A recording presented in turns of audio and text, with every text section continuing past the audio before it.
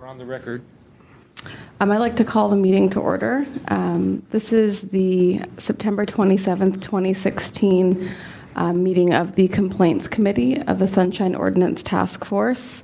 Mr. Clerk, please call the roll. On the call the roll,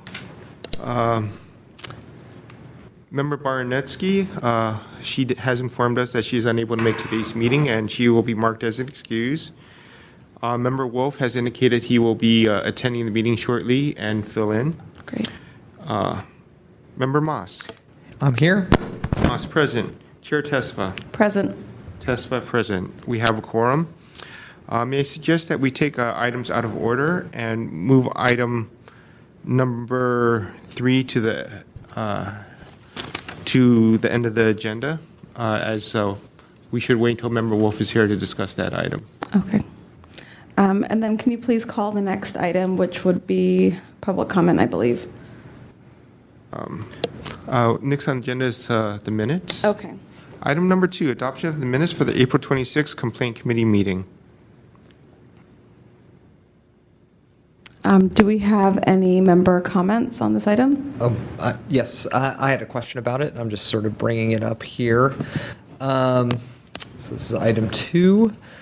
I am looking at, on the minutes, item 4, and I'm not seeing anything being listed as happening regarding that, and I just wanted to make sure I understood what was going on with item 4 there. You are correct. I will make an adjustment to that and bring it back to the next meeting of the task force if that is what you'd like me to do. That sounds about right. Do you happen to know offhand what happened with that? This is one that we dealt with in the task force. Am I remembering I correctly? don't recall offhand. Okay. But I will make the correction and bring it to the next meeting of the task force. Of the committee. Thank Okay. you. My apologies for not catching that. Thank you. And do we have any public comment on this item?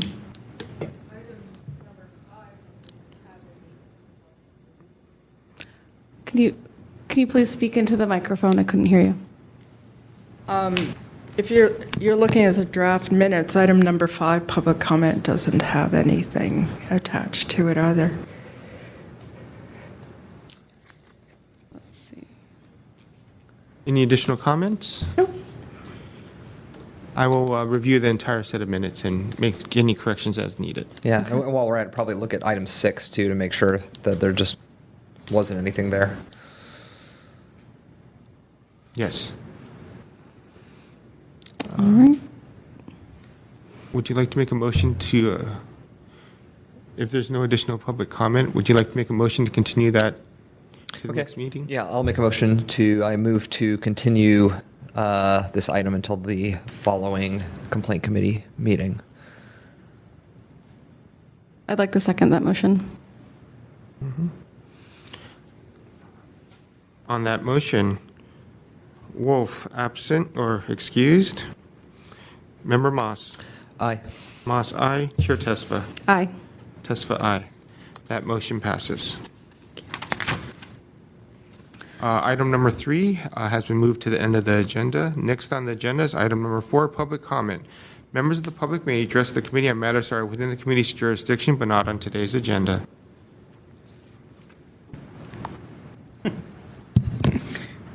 Members of Compliance and Amendments, Ray Hartz, Director, San Francisco Open Government. Just for your information, I attended the Ethics Commission meeting last night, and they had a hearing on the referral from the full task force regarding the matter of the records of Steve Cava, the Deputy Chief of Staff. They found that he was not in violation, a pattern that the Ethics Commission has been following for years, which is basically you send a referral and they say you're wrong and find them not. I did see one little glimmer of hope, though. One of the members, Peter Keene, who is a Dean Emeritus of the Golden Gate Law School, did make an effort to look at some of the issues that were raised by the case. He basically said that Mr. Cava was now keeping his not destroying his calendar on a biweekly basis or whatever it was he was doing. And they kind of gave him an accolade for doing that, for not continuing to destroy them, and encouraged him to continue. Quentin Kopp, who is a former Superior Court judge and now is a member of the Ethics Commission, also raised the issue of, what's going on, and it really became very clear that the city attorney has basically just kind of taken the attitude that every single department can make up their own records retention rules, and there's really nothing that the citizens of the city can count on. In other words, if a department says you keep it for a year, that's their rule. If some other department says 6 months and another department says 2 years, that seems to be okay. And they were all raising questions about this not making any sense. The city attorney in his memo did say that the calendars were public records. And as a result, the question then came up as, okay, if these are public records, what do they fall under? And basically their sort of tenuous agreement was that they fall under whatever the records retention schedule for that department is. So it was again, another disappointment in the fact that they just seem to take what the task force decides and find some way of dismissing it, which was the pattern under the former executive director, John St. Croix, for years, literally. But there did seem to be a movement on both Quentin Kopp and Peter Keene, I can't remember his first name, Commissioner Keene, to make some inquiries into what was going on and trying to get something. Because Steve Cava actually got up and said, you need to help us figure this out because everybody doesn't know what to do, because every department's got a different set of rules. Thank you. Do we have any additional public comment? Hi, I was hoping that Bruce Wolf would be able to be here because he has a little broader view. He was a vice chair a while back. I wasn't in front of him at that time. I just want to make you aware of a pattern of behavior that has played out for 4 years. When someone, a requester, requests documents, it's a pretty objective thing. You either got the documents, you got them on time, the response might be something surrounding issues or problems with getting the documents or something like that.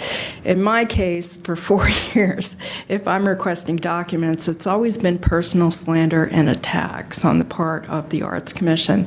And lately, it's becoming more frequent and more apparent. In some document requests, Kate Patterson has put on the letterhead of the Arts Commission a lot of verbose slander that really has no basis to it whatsoever. And it's been a pattern of behavior that has gone on for a long time. I want to make this committee aware of the fact that I was at the State Court of Appeal last week on the 22nd. I waited a year for an appellate case. I filed an appeal on an action that took place in the Superior Court July 15th of last year. I basically spent a year researching it. There was no factual evidence. There was no transcript. There was no CD-ROM discs, which the opposing side said contained so-called evidence. It couldn't have been included because it was against the California Rules of Court. So I was able to document all this, and I was I was self-represented, and two attorneys from the city attorney's office were there with no files, nothing. And basically, once again, their response was complete and total slander. So I just want to make you aware of the fact that this is a pattern of behavior. I don't know why. I don't know what the purpose of it is. I've listened to many, many hearings. Many departments have come in here over the years, and I have never heard anything as ridiculous as Kate Patterson. She is not a paralegal. She is not a lawyer. She's never consulted with one, yet she makes up things as she goes along. And they've been as varied as I was arrested for selling bottle caps. I go to commissioners' homes. I go to their offices. Voluminous files against me in the Arts Commission offices. And when I ask for these documents, there's never any documents. Do we have any other public comment for today? Okay, can we call the next item? Next on the agenda is item number 5, file number 16066, complaint filed by Ellen Sang against Tom Hugh, Daniel Laurie, Lily Majas, Department of Building Inspection for allegedly violating Administrative Code Sunshine Ordinance Section 67.21 and 67.25 by failing to respond to an immediate disclosure request in a timely and/or complete manner. Do we have any motions regarding jurisdiction on this item? I move to find jurisdiction. Seconded. I think we can just adopt that without objection. Or do we have any public comment? No? Would you like to adopt that without objection? Thank you. Thank you. I believe we have a new complainant for the first time today. Okay. If you would like me to provide them a summary. That'd be great. Ms. Sang, today, at this hearing, you'll be given 5 minutes to make your presentation. After your 5 minutes, we will hear from anyone who would like to speak on your behalf. After that, we will hear from the respondent or the Department of Building Inspection. They will be allowed 5 minutes. After DBI speaks, anyone who wishes to speak in support of DBI will speak at that time. At that point, the items will be discussed by the committee, and they will ask questions, have discussion, and so forth. After their discussion, the respondent, DBI, will be allowed 3 minutes to provide a rebuttal. Then you will be allowed 3 minutes to provide a rebuttal. And then the question will be in the hands of the committee. You're allowed 5 minutes at this time. Yes. Thank you.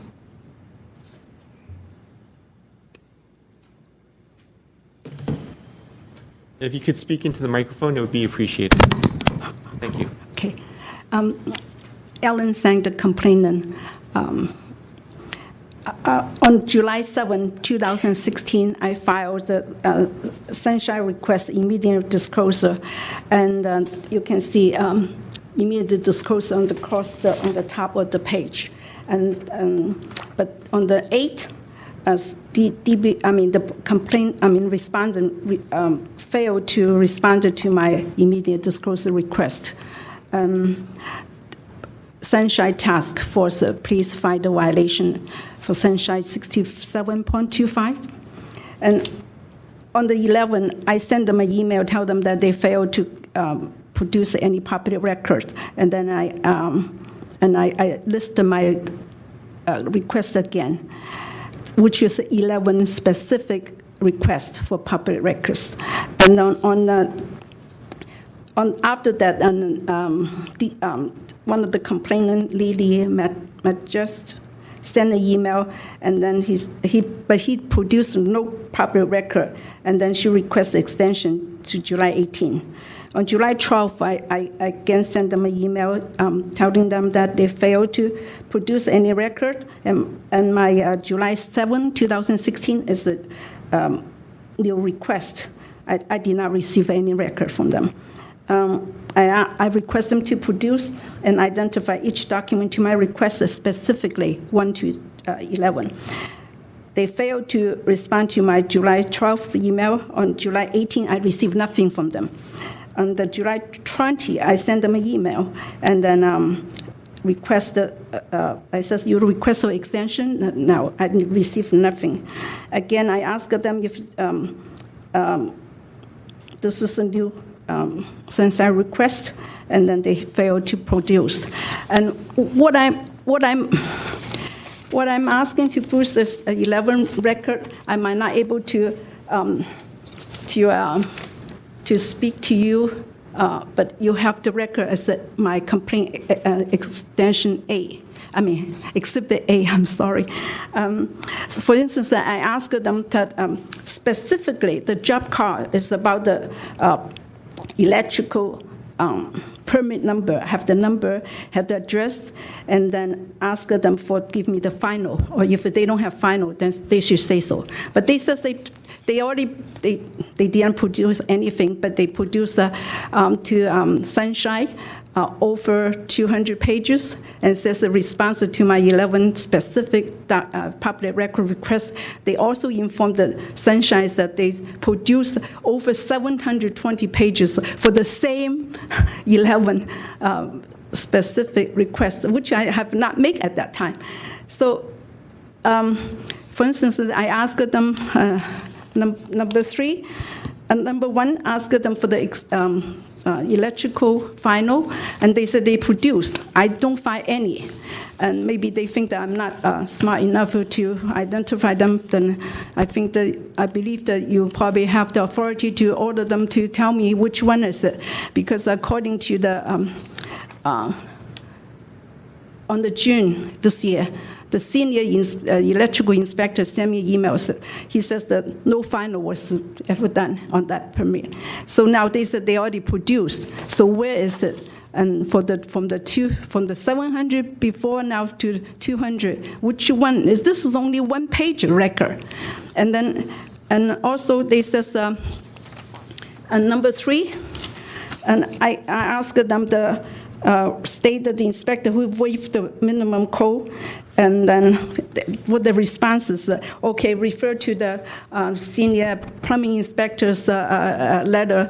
The letter, what actually is saying is that, that may be granted by the field inspector or the chief, and that may be the granted variance. Then immediately they send me an email and says, hey, the variance is not granted by planning, it's by building, by planning. Planning said they did not even review that plan, and they never granted to that project. This project. And this goes on. You can see I sent you my response because I am getting nervous about this. I hope that you cannot agree with them. As long as I produce hundreds to you on your lap, and then you choose the Sunshine Law doesn't say that. They ask them to specify, identify all those things. Even the Sunshine have 4 requirements for them. They have done none. So you should find violation against them. The 67 one. Thank you. 67.21. Thank you.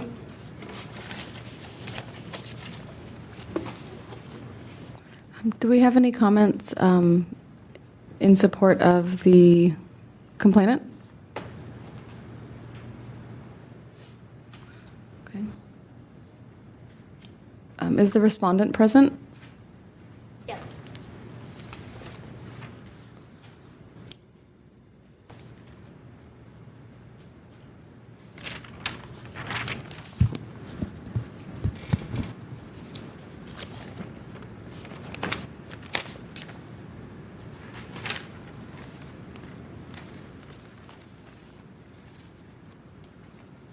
Good afternoon. My name is Lily Magis. I'm Communications Director at the San Francisco Department of Building Inspection. I handle public records for the department. I'm representing the department on behalf of Tom Hoy, the director, and also Daniel Lowry, who is our Deputy Director of Inspection Services. I just thank you for this opportunity to come before you today and provide some information as to the requests that we've received from Ms. Sang, the complainant, and the information we've provided to her. Per my response in August, we have been working with Ms. Sang I've been there for about 2 years. During my time there, I've worked with her. And within the last 6 months to a year, we have received numerous requests, some of them immediate disclosure, some of them regular requests. We've responded to them. We take the Sunshine Ordinance, whether it's federal, California, or local, very seriously at our department, and we try at best to respond to the requester with the adequate documents that they're requesting. In regards to Ms. Sang's request on July 7th, 2016, which was an immediate disclosure request, as you know, there's 11 points, as she mentioned. That would not be considered an immediate disclosure, as immediate disclosure is considered simple and routine. However, I would have to point out is that over the last 6 months, we've responded to her requests. We've received over, I think, 11 requests. We've met with her 5 times. And I'm saying this because I want to underscore the effort that we've made to produce documents to her. The documents we produced within the last 6 months correspond to the items that she provided in her immediate disclosure requests. That's why upon our response to her on the 11th of July, we said to her for items, and you can see it here, for items 1 to,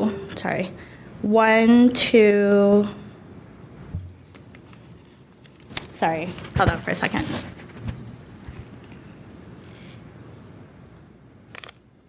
For items 1 to 8, we provided her the correspondence that when we gave her those documents. During that point in time, when she received a document, she would get back to us. She would ask further questions. She would meet with our different staff members, and we would clarify for her as to what those information was.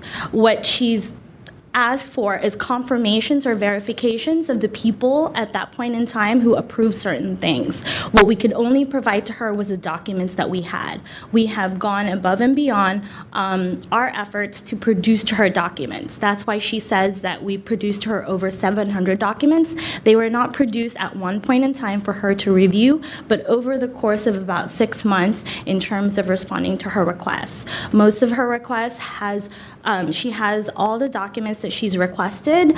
The other documents from 9 to 10, we had told her we'd get back to her. We did not find any responsive documents to her request, and therefore we had not provided her a response, but she had all the documents already in hand. We will gladly work with her, and we continue to work with her as we receive other documents requests in our office as well. I think that's about it. Do we have any speakers on behalf of the respondent or in support of the respondent? None? Do we have any public comment on this item? Or no? We take public comment after the motion. Okay. Do we have a motion? Actually, it's time for discussion among the task force members. Yeah, so I guess we should discuss and. I guess I have a couple of questions myself. For Ms. Sang. Do you have questions for Ms. Sang or for Ms. Magus? Magus? I don't have any for Ms. Sang at the moment, but I'll. Okay, I have a couple of questions for Ms. Sang. Please. Okay. Thank you. Thank you. I'd like to call up the document, or each of the requests, and kind of just ask a few questions. And so the first document that you requested, was it the job card? Yes. Okay, and so this was the job card that would state the areas that were covered without an inspection, correct? Yeah, then also ordered to be uncovered, then have a final, because according to the one they produce and stating that no certificate covered without inspection, and then again and again. So with that information, I asked them final, because that's not final, obviously. And Yeah, that's a public record should be available. Now they talking. Okay, yeah, it's your question. So, Well, so I guess my question was, what was produced to you during your meeting with Dan Lowry Dan Lowry in is response to the job card specifically? nothing. No, they are really very. What's that? Sorry, what do you mean by nothing? Like literally nothing, or They did not produce what I request. They Okay, sit what there did they to say give that. you? Yeah. What did they give you? They give me after the meeting. They give me a bunch of paper. This is what we have. Or not. This is it. Okay. Then What were the documents? This is.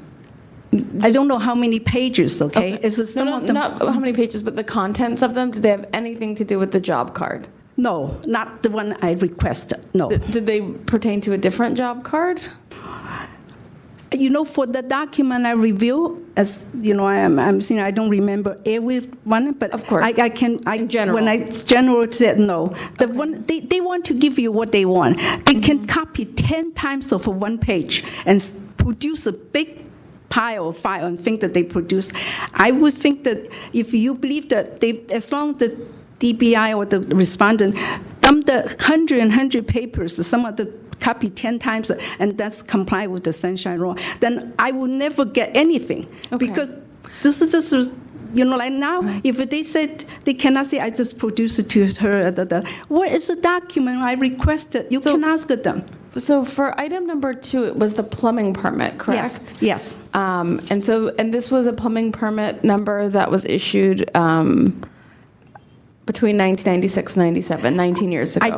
I find none. So I wanted to ask them if this Okay. permit there or is no, then they So should give to us. What was provided to you in the email on January 14th? 'Cause it looks like that was the plumbing permit number.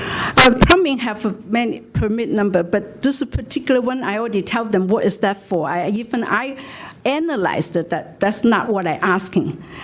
Because that particular one is about a complete job card inspection for inspector's name is about on the 1996 to 1997.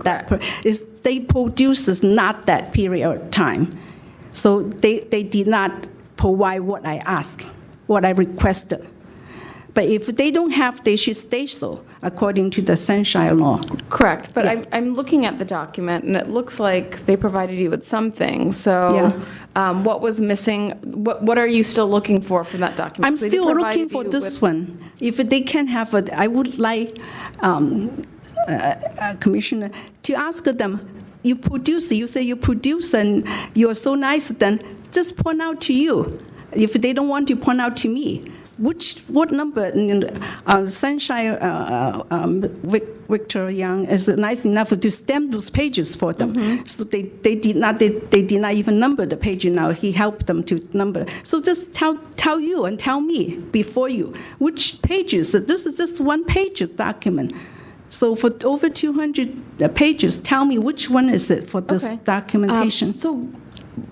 What was on page 81 of the packet? Because when I was looking through the packet, the document on page 81 looked like what you were asking for.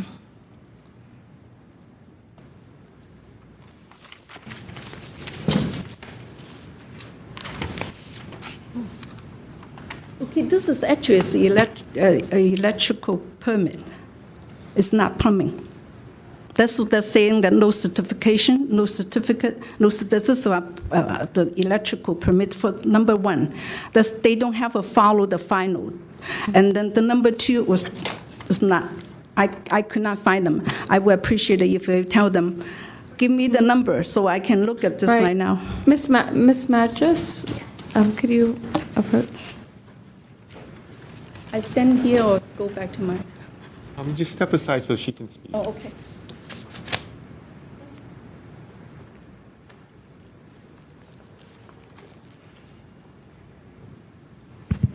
Hi. Hi. So when I'm looking at the documents, it said that on the January 14th email was where you provided the plumbing permit, correct? Correct. Which page of the packet do you feel fulfills this request? I think it would just be easier for us to go through, and Member Moss, I don't know what you think about that, but like each item itemized so that we don't get confused. Sure.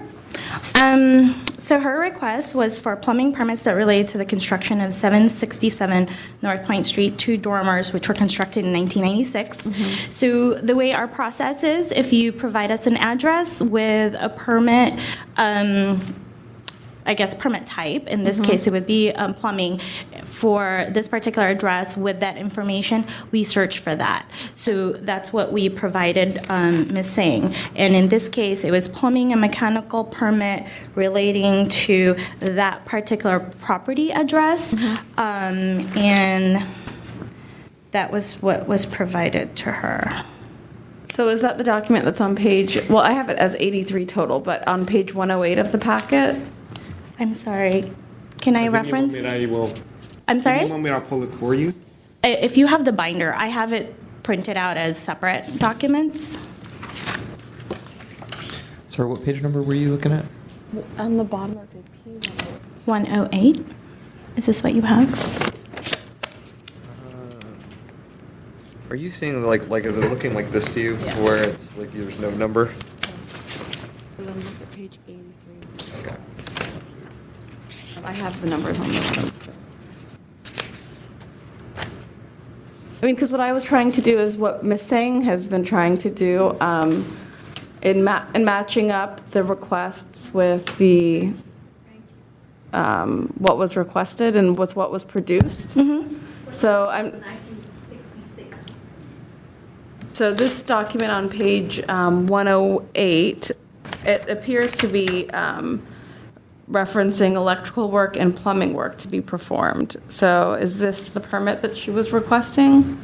So what I have in my records, I don't know what occurred in terms of sending you the records and itemizing it. I did say that for item number 1, and I can show you what was produced to her for January 14. In front of me, it says plumbing and mechanical records permits. Now, what we did was, if information was not we pulled records for the property in that point in time that were responsive to the records. Thank you, Victor. Just to clarify, I received several emails from DBI. I believe there's approximately 10 different documents. I did print them all out individually, and I made one big document out of that. So Great. they may be referencing each of those individual documents and not my entirety. Okay, that's helpful. And as you can see there, those are the plumbing permits for the particular property related to that. So what we did was we produced the information. We would inform her if we couldn't find something that was specific to dormers, which I recall looking at correspondence with her, and we produced the records that we had. You can just give us a moment. I'm trying to figure out where this document that you just produced corresponds to in the packet, which we will find. It's going to take a second.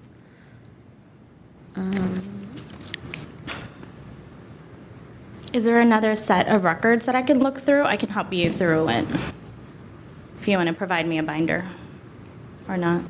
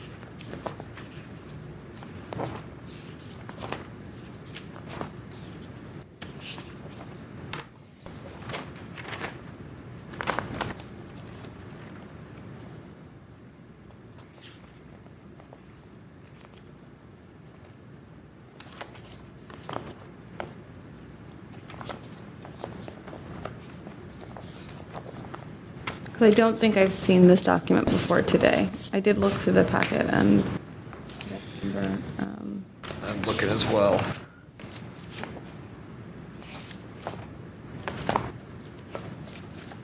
I provided it in my packet when I sent a response. thank you.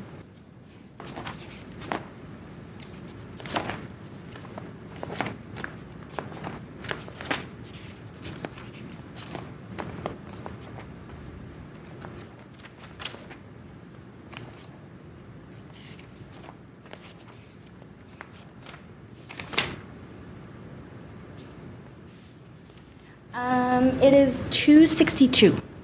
Yeah. What do you got? I would say maybe you can compare it with the copy I provided you. Or we will. Yeah, Thank thank you. you.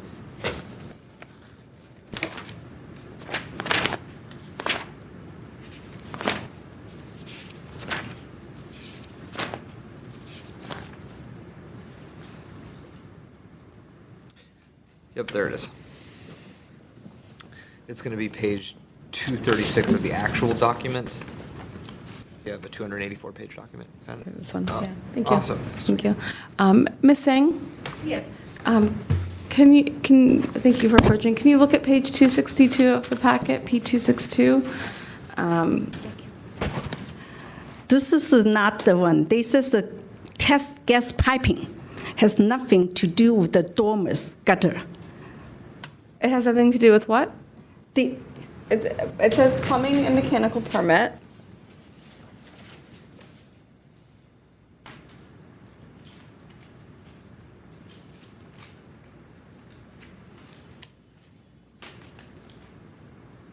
we're talking about number 2, right? Correct. The plumbing permit number that was issued 19 years ago. Huh? Correct. 97, and the address is on here, 767 North Point. I have been asking them for the gutters permit, okay? But if that's not things you believe that that's comply, and No, I don't want to say I believe it complies. I want to see if it does comply. And I'm Okay. looking at, item 2 was the plumbing permit number issued about 19 years ago. The job address is 767 North Point, and it's Yes. the job card with the final inspection date and the inspector's name and signature. And so we have that at the bottom of the document. We have the date, 8/22, 1997. I see a signature at the bottom. So it appears that this item has been responded to.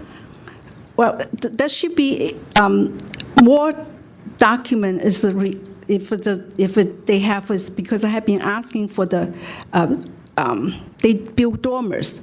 They have a gutter and they have a drainage on the roof. That's plumbing. So I wanted to asking them that particular one.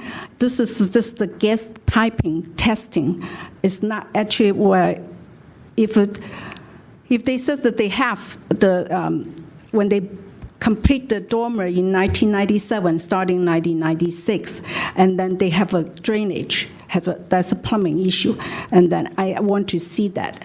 And if this is Okay, so is that document a plumbing permit? It sounds like you're not asking for a plumbing permit. You're asking for something else? no, that's if they exist, that should be plumbing because the inspector in 2016 says they waived maybe the variance, they grant a variance for waiving the code for them, or the field inspector or the chief at that time and waive the code for them. So those have the public record that's a plumbing issue, and then I have other records saying the plumbing issue, the violation, and then the building department took over, says, oh, that's not plumbing, that's our side. And then after that, in 2016, they said, oh, that's the plumbing. So I wanted to know, what is the permit in 2016, 1996, 97, regarding to that issues. Now, this is the testing, is not what I am asking. If I have to make the more clear, I will do so. Ask another request. Then. Okay, so are you But saying actually, that there are multiple permits from this time? And so If this one they is exist. only for this is one's only for test gas? Yeah, that's Okay. not. Yeah, that's not what, you can refer some of the email and they are saying it says they waive the code for them. All those, if they waive the code, that's have to have record, that's to have the permit in order to waive the code. So those are not produced. If they said they produce everything, and then then they have to state that that's the only plumbing permit in that year we have, then that would be fine with me. Then I can ask another request. So they have to say that that's the only permit in 1996, 1997 for plumbing. And this is There for, are other permits in this packet here that were produced from that year. So where they're to install waste, ventilation, hot and cold plumbing for the bathroom. no, those are not. Oh, I'm sorry. Do you have any additional information? Yes. So basically, as you read, as number 2 says, that plumbing permits for the property within that year, we produced those plumbing permits. Now, Ms. Sang came back and said, I want the information on the dormers. And we said we didn't have anything regarding plumbing permits. And there's correspondence of that on the January 20th correspondence. And then from that, I offered, we looked in our files, we didn't see it as a plumbing permit. However, we found it as a building permit. Would you like that? She says, although the information is not a plumbing permit, she will take the building permit if we provide it to her, which we did. And so the information is there. We provided her the packet for that as well. Thank you. Member Bosch, you have any I would like to be Saying it's like she clarified. has- Is it that's the only plumbing permit they have in 2016 and 1996 to 1997? If that's the case, they should stay so before you. Can I respond? Our response was that that was all the responsive documents we had, and therefore we had concluded our review and found all the responsive documents, and we closed that particular request. So how does that differ from what Ms. Sang just stated? You're stating what she has asked? No, I'm confirming the fact that we closed and we provided her all responsive documents for that particular time frame. So there are no more plumbing permits? For that particular time frame, correct. For her particular request, correct. And we actually at times have offered more than the particular documents that she requests, just to ensure that she gets the necessary documents that she's looking for. So Ms. Sang, it seems like you have the information that you need for item number 2. Can we go to item number 3? Actually, I do not believe so. But if I want, I need to make it more clearly. And are they telling you and me now there's only one permit for testing the pipe is the 1996 to 1997 plumbing permit? Don't tell me that I will try to be helping giving building the permit. That's not the issue. Don't just get this straight. Is it that's the only permit before you? Maybe he's not under oath, okay? But assuming his city official is telling the truth, that's the only plumbing permit in 1996 to 1997 regarding that address. That seems to be what I'm hearing. Yes? Thank you, sir. Is that? Yeah, that Okay. seems to be what I'm hearing. Is it the number one also? You have a very clear mind. They produce that number one as my list request. I'm not clear myself. Yes, because I thought it was that it had been produced in the email from dated on February 9th from Mr. Lowry. So is it they have a building electrical permit final? The permit they produce and says that no certificate, and email sometimes I ask for public record. Okay, so those are public record is the permit I'm talking about, and not the building department. Even the mayor believe what it was. Okay, I'm asking for public record. If you have some inspector sign and says no certificate, covered without inspection, then even to the senior electrical inspector email me and said that means that there's no final on that permit. Then I'm asking you, is it she stated, I hope Yeah. she testified before you, that there's no final being performed for this particular permit for this address. Thank you, Ms. Sang. Do you have any response to that? Is it Magus? Magis. Magis? Yes. So her request was for electrical permit records, and in our response, we basically said that on February 9th, Dan Lowry, our Inspection Services Deputy Director, sat down with her and went over the documents. We also followed it up with an email with all the documents. They are over, I don't know how many pages, but a whole lot of documents. The number of documents isn't what concerns me, but which ones Right. are you And referencing? electrical records, again, were provided to her in a follow-up request in May 5th. And we had also... Let's go to May 5th in the packet, just Sure, so that that's we can all item be on 4. the same page.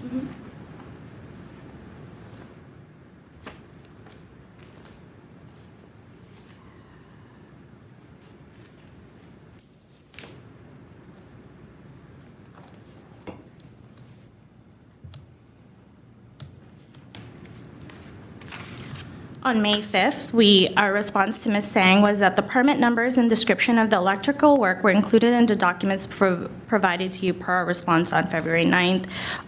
Per the records provided, Inspector Vanya signed off electrical permit on May 28th, 1993. Inspector Fong signed off electrical permit 1688038 on July 11th, 1997. She wanted confirmation of those permits and who had signed it. We responded, and we also provided her some documents that basically reflected what we provided her in our response. Was it in 1997? Because I'm just trying to find in the packet which document you're referring to, Ms. Magis. Okay, sure. Thank you. Let me find it. I'm asking for this particular permit. If you either have final on this permit, or you have to say renewed for this permit, and what's new number. You cannot say that she's again say that we produced to her, and certain data. Those email, all those is the opinion. They can make them That's why up. we're trying to go through each Okay. one of yours, just to make sure that we're all on the same page. Yeah, thank you. Sure. Hello. So if you look at page 81, that's basically the start of the electrical permits. P81? P81, correct.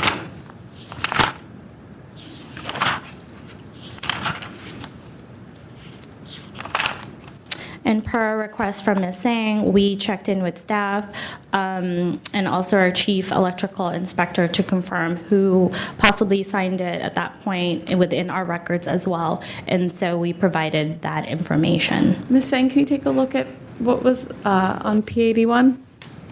Yeah, that's exactly. It says Sorry, no, go ahead. no certificate, according to what I have, no certificate covered without inspection. And then I want you to show that to you, this one. This is the chief electrical building inspector stated. He says that the old permit never have a final. So now they just manipulated the fact. Because we met him, we met her, and then we give her document. We are nice to her. She's, and just around and around and around. If I do have it, for them, just save for everybody's time, name this one. I'm asking particular record, So this record is not final. The inspector says that there's no final perform, but she insisted that's final perform.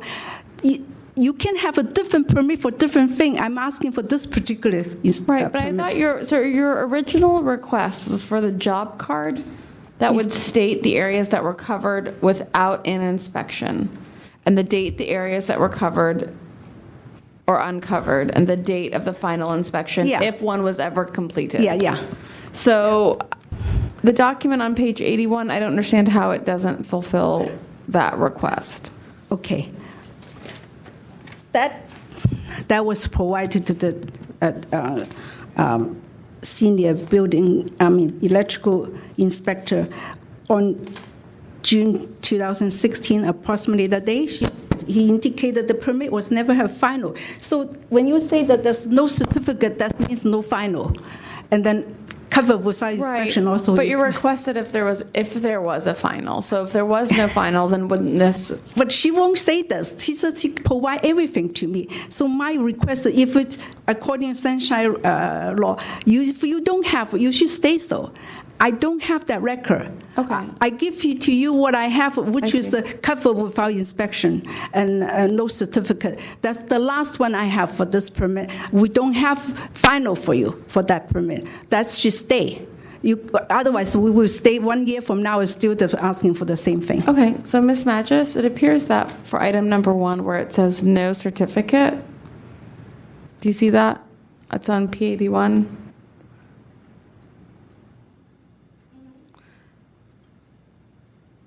I'm sorry. So does Where does it say no certificate? Right under the X. Okay.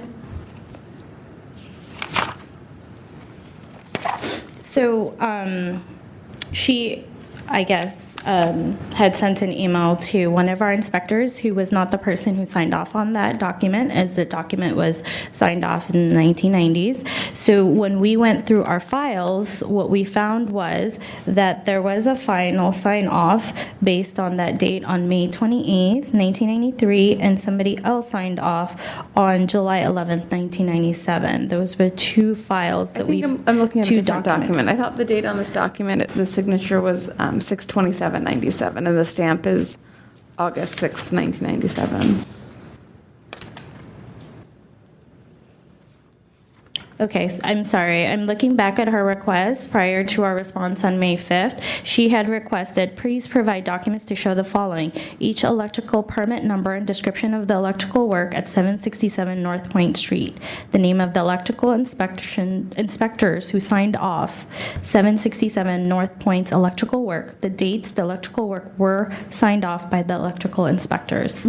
And therefore, we provided her that response and also corresponding documents to that response. So if it says that there's no certificate, then there is no final inspection. Is that correct? I was told by our inspectors as they looked through the documents was that there was a final sign-off on those dates that were mentioned in the email. In terms of a final certificate, I guess the CFC is what she was requesting. We don't have it in our records, so we don't possibly have it. I think one of the things is we provide, Ms. Sang requests a document, we provide the documents we have. We tell her in terms of the information that we do have and that we're making our best effort to produce those documents. What Ms. Sang usually requests for are specifics that during different points in time that we had checked in with our chief electrical inspector to what they could confirm on the documents. And we provided the public records as requested. But did you provide the public records as requested? I mean, it sounds like you provided something, but I'm not sure they're the ones as requested by Ms. Sang. So that's kind of what we're trying to figure out. So in her May 5th request, it says each electrical permit number and description of the electrical work at 767 North Point and the name of the electrical inspector who signed off. I think it would be very confusing. I asked him this particular 11 specific document. He talking about the previous one. Because those record produced, I find out does not produce. No, but right now we're talking about item number 1. Yes, that's exactly right. I says that he should address it, don't tell you. It says June 30th we have email. We produced her. This is the particular document I requested. She just answers straightforward, yes or no. What is the page number for this particular document? P81. We're looking at P81. That's exactly the inspector said. No certificate. The next page is covered without inspection. How the senior electrical inspector sent email to me, that means that there's no final ever informed. We are talking about particular permit, okay? You cannot say that. You get the ticket last year, and then for you get the ticket this year, and they say you pay off the ticket, so you pay off this year. That's not right. That's not the case. That's not the way to produce public record request. So we're asking for particular permit, the permit can be renewed. There should be record. Final has to be signed. According to that thing, you're asking for a permit for different job, and then you have final for one thing, you didn't have final for this thing, you still didn't produce the public record I requested. I particularly specify. We have been going on for months. That's their attitude. We produce it to you. Look at the email. Email is not the public record. We're asking for public Right, record. page 81 is the public Yes, record. but this one saying that no certificate, that means that don't sign off. It's not, certificate means final, okay, in a way. So no certificate, and the next page is covered with our Right, but inspections. in your request, you specifically said the date of the final inspection, if a final was ever performed. And so it appears that a final was not performed. Yeah, So it says no certificate. Yeah, you are right. So that word has to be for their mouth, and says that, don't say that, keep saying that, June, I give them everything, June, I give them. I might ask a different thing at different time, but this is the one I particularly ask after Okay. the producer. So they should tell you, before you probably have a power, otherwise I will go with them for 1 year more. They still say, oh, I produced it to you, I produced it to you. Thank you, Ms. Singh. But for Thank you. item number 1, because we're going through each item specifically, Yeah. So there's a no final for this permit, is it correct then? Ms. Magis is saying that's correct. It says there's no certificate. Sorry. Go ahead. According to our response, there was no final certificate of completion. So then we're through with number 1 and 2. There were a specific request for 1 said the date of the final inspection, if a final was ever performed. It says no certificate. So that means these documents they provided you were the ones that existed, that there was no final. Thank you. So for item number 3, it's the record stated the name of the inspector who waived the minimum code, which required minimum roof gutter for 767 North Point. Ms. Magis, which document would be responsive to this in the packet?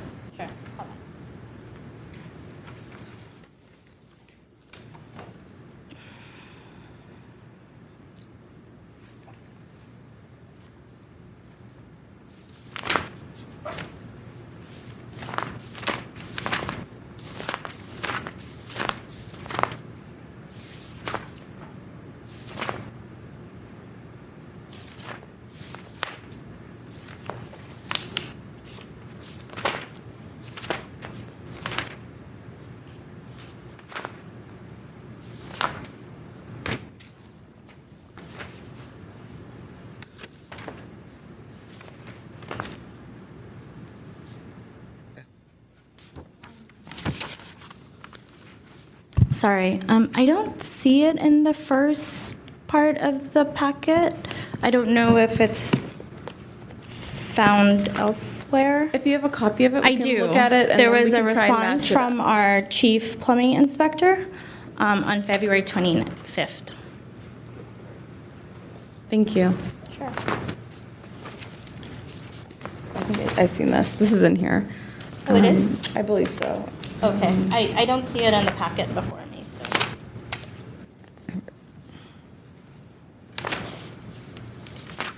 Okay, so this is on page 274 of the packet. And that's for Ms. Sang's information as well.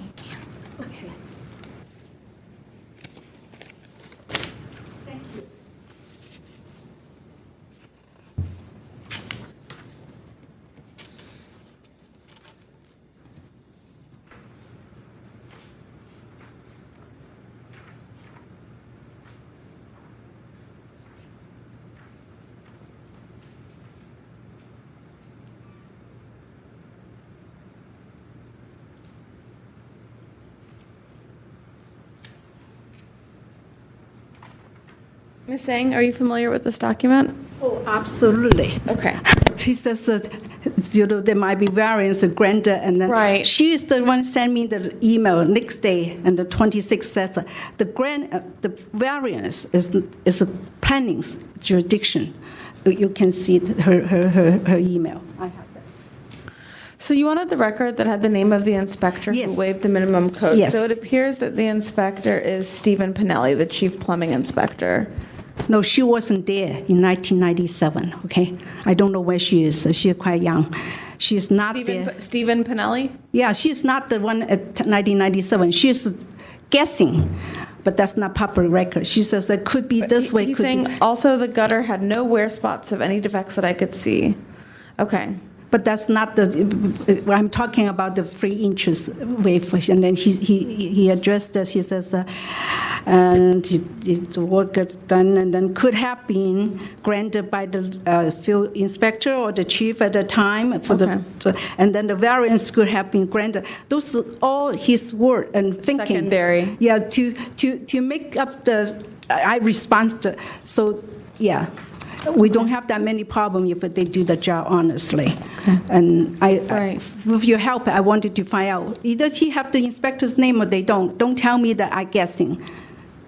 Ms. Magis, I'm thinking there must be some type of a record that has the name of the person who did, who was the field inspector in 1997 or the chief. Can I get, yeah, can I get that one? That's the old one. Do you want this is item 5, so this is 2, no worries, this is page 274 from the packet. Do you actually have item 1? That's the other one. I think that is. Yes.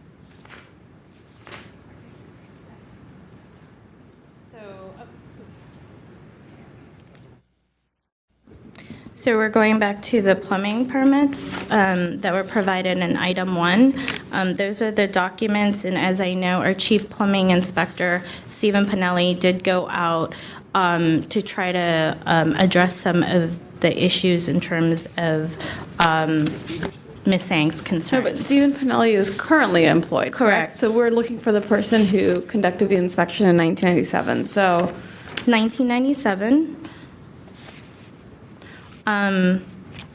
The document that I had provided to you earlier, which was item 1 pertaining to January 14's response, the documents are there regarding plumbing permits. One was from August 22nd, 1997. That is a test gas piping. Second one was... Sorry, you said August 22nd? Yeah, okay. I'm looking at the documents right now.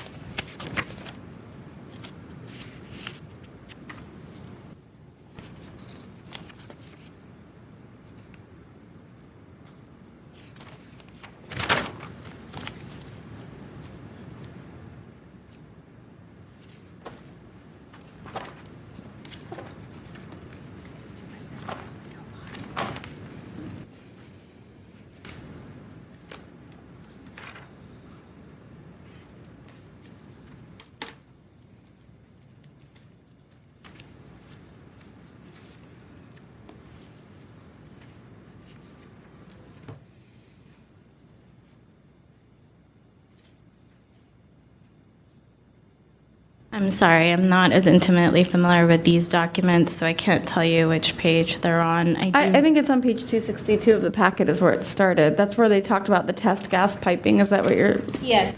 So Okay. these were the documents that we did have. And so is the name of the inspector the person whose signature is at the bottom? I can't read that, but... Oh, under final inspection, I guess? Yeah, I can't read it either. We do have our permit track. We do have a permit. We do have a permit tracking system Okay. that is accessible, and I know Ms. Sang has used it, and there it does say as to who would be signing off on if the records are in the system. I'd like to hear from Ms. Sang on that. Ms. Sang, did you pull up this document in the system? And what Yes, I was the don't name? find any. I do not find any. For this particular request, no.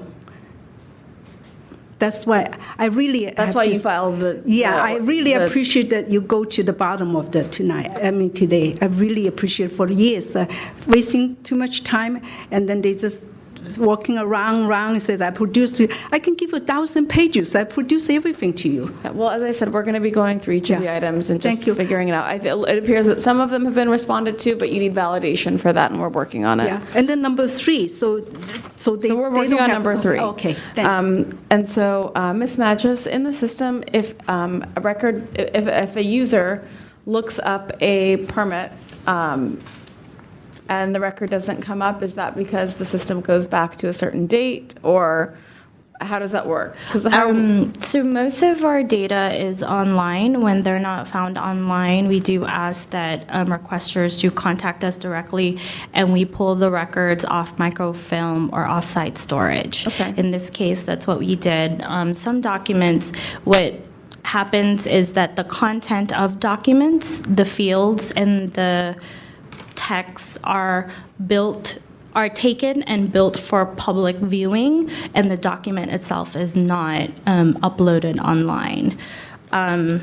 But she's saying that when she checked the system, nothing came up. Is that an error, or? No, So it seems it- like something like, for example, the name and a signature that's hard to read. To make it for public viewing, you might just have all of the information, but not the document itself. Is that what you're saying? I'm sorry, I got lost there, but If the document itself isn't available, you're saying all of the information from the document is available on that system? usually that's how it's translated for public viewing. Okay. And usually also, should requesters want more information, should they want the original files, we do provide those files. And in this case, we provided the files. They are a little bit hard to read, but as we mentioned, we did also meet with Ms. Sang and went over her documents along with Mr. Pinelli. So when you went over the documents with her, which name did you give her for the inspector? No names it was given. The best thing is to say that I think this one. And that also, question was for Ms. Magis, though. What name did you give to Ms. Singh? I don't recall. I do recall being in the meeting. If you'd like, I can recheck our records and also check in with the chief plumbing inspector and find out. What I would like you to find out is the signature on this document. What is the name on the signature? Because I believe Ms. Sang can see it, and the task force can see that there's a signature. I can't make out the signature, and so I don't know, Member Moss, what do you think? So, sorry, I've gotten lost on various documents. So which one are we looking at for the signature, if I can? Page 262. So it's the 262 document. Okay. So I do see they provided you with a document, but you requested the name of the person, and it's illegible. No, they did not. Because if they... The document is here, but you asked for the name of the person, and so... But I asked them to whoever waived that thing. So they actually, to be honest, the number 2, they said they don't have a permit for that job card, nothing for that particular project. How can you have a waiver and being shown? Because they don't have a permit for that. That's what it is I want to confirm. There's no record. We aren't here to discuss the merits of the determinations of the Department of Building Inspections. Yes. That is outside of our jurisdiction, but we are going through 1 through 11 to make sure that the documents that you requested, should they exist, were provided. Yeah. Okay, number 3, then what page is it they claim that they provided as a response to number 3? On number 3, we're looking at page 262. 262. Which one can I borrow your 60? I will not keep them. This is nothing to do with a waived roof gutter. They're talking about testing the gas pipe. The roof doesn't have a gas pipe on the roof, okay? So that's nothing to do, not responding to number 3. Well, number 3, page 262 is the start of the document. Isn't that correct, Ms. Magis? And then they also have, you said for the roof, but then they, in the same, it's one document with several pages. And this was the same document that had the information on installing the plumbing, waste, ventilation, hot and cold. No. You don't see that? No, that's not the request. That's talking about a roof gutter. It's nothing to do pipe testing, gas pipe testing, or anything else. First of all, let me, to be honest, I have never seen a plumbing permit for that gutter. Sorry, okay, so you want the plumbing permit for the gutter, not just the plumbing permit? The plumbing permit could waive the interest. That's talking about the roof gutter. It's not talking about pipe testing. The roof gutter is no pipe, actually. I mean, it's gutter.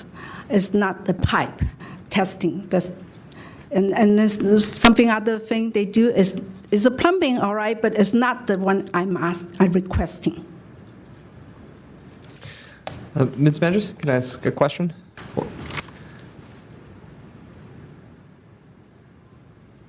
Sure. So just that I understand, I mean, is this all of the records, period, for 97, 98, the time period that we're looking at? Like, are you guys sitting on records? building. For the building, just in general? I mean, is there other things, or have you actually just provided everything that exists at this point? Usually what we do is specific to the request. We ask that they provide specificity just because we may have a voluminous amount of records for a particular property. In this case, I would say that we provided the records that correspond to each request, and we try to provide the information or the documents that we have that we can produce or that are responsive to the request. Over time, we have produced more documents to Ms. Sang as she requests them. It could be possibly our whole entire records for the particular property, whether it's electrical or plumbing or other records as well. And how much more difficult would it be just to pull everything from 1996 to 1997? 1996 to 1997. So that's a period that I would have to check back in our files. If I recall correctly, we probably have checked. So I'm sorry.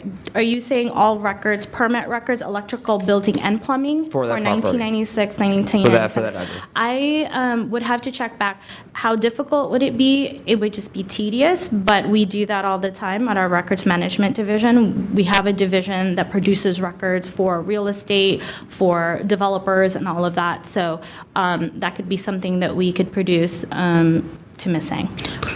I was just curious about the full, like, because we're talking about, we've got a lot of records here, and we're not sure whether what she wants is in the records, whether it might be something that's sitting around, or maybe it doesn't exist, period. Because my concern is that, if they do provide everything on this building for that time period, that, Ms. Sang is saying she's getting kind of documents dumped on her, and her specific requests aren't being answered, though they are providing a lot of documents. So I don't want to put her in the position of having documents dumped on her. But it's a good question. It's a good question. I think the reason I raised it is that there seems to be two different types of questions we're looking at here. One is for specific pieces of information, people's names, things like that. And then the other is whether we have exhausted it or not. Right. Ms. Sang wants to know, is this everything or not? And so They don't have, I want them to tell me.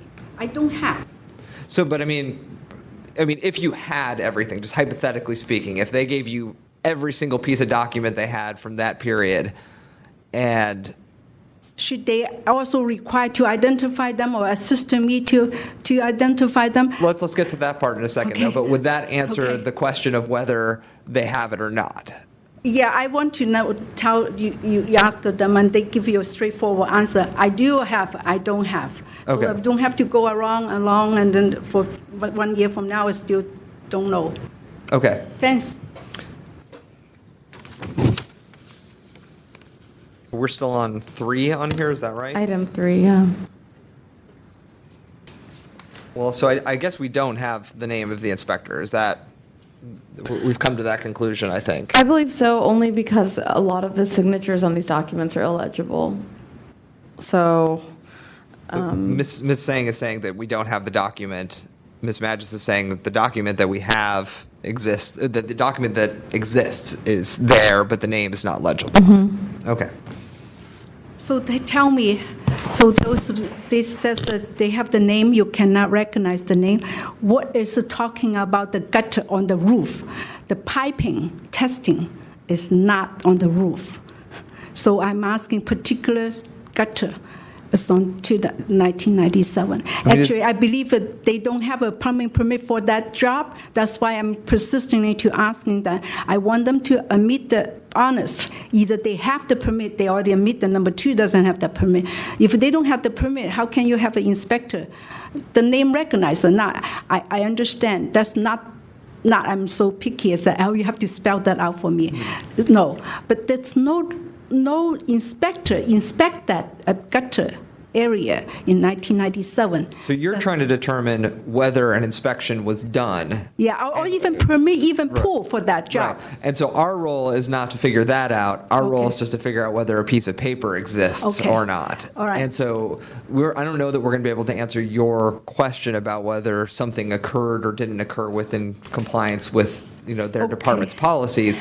What we're trying to get to the bottom of is whether there's a piece of paper that they haven't handed over to you that they have. Okay, is it the paper they provided to you? Is addressed to my to my special request? I believe that they still have to tell me either yes they have or they don't have. Yes. You cannot give me all the other permit and says I produce that. If that's the case, I produce all the permit, but I don't have this one you're asking for. That's what I want to find out before you. Yeah, I was looking at a document on page, let's see, 216, and it has to do with removing metal from the gutter. So there appears to be some document in here having to do with work on the gutter. Sure, it's on page 216 of the packet, P216.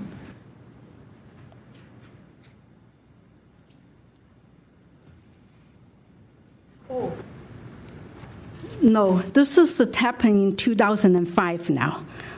Oh, okay. Okay, this is not the one I'm asking. Why was this They did document something. Yeah, I provided? understand you're right, but there's nothing to do with what I'm asking. Actually, that happened in 2006. Okay. And the other Sorry about commissioner is right. He says that 1996 and 1997 is the period mostly have my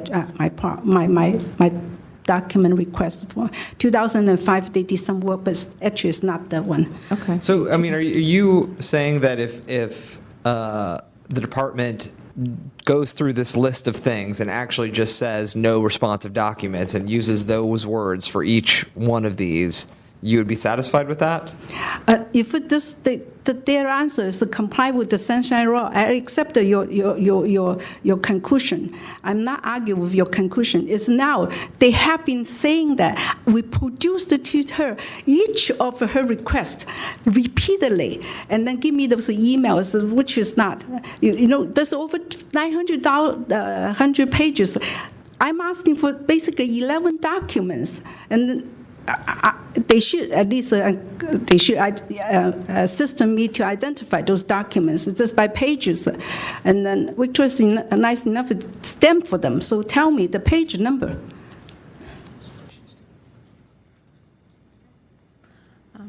Thank you. Member Moss, so it looks to me like the department needs to look at the 11 requests again and maybe give a response that's a bit more straightforward. A lot of documents have been produced, but it seems like for at least the first 2 or 3 that we've gone through and through this kind of laborious process that they don't have the responsive document. but they haven't really said it. They've provided all the documents that have something to do with this request, but aren't actually the ones that are responsive. Well, so I'm inclined to agree, but only on the ones that are the historical records. Because I think if we start looking at numbers 7, well, so I think, just to jump around, I think that 10 and 11, I don't know how much we need to discuss those, because I don't know that those are really the type of records that would be produced, because I'm kind of satisfied with their responses so far. But 7, 8, and 9 are more current. They're not about that. So I think we can probably talk about.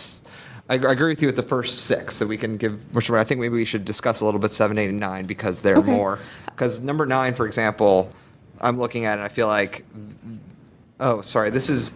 I just jumped to. So if you go to page 66 and 67, Great. These are Ms. Zhang's requests enumerated with the responses, and I've been kind of working off that because that helps. But for example, if we look at number 10, let's look at number 9. Records showing the time and dates that DBI scheduled each meeting with Ellen Tsang, the names of the staff who attended the meeting, what issues were discussed, and the actions after the meeting regarding that. And the response there is no responsive records, according to this. And I'm wondering if that can actually possibly be true, that there's just no record of all of these meetings with Ms. Tsang. So some of the records that were exchanged between the people that she met with, she has the records.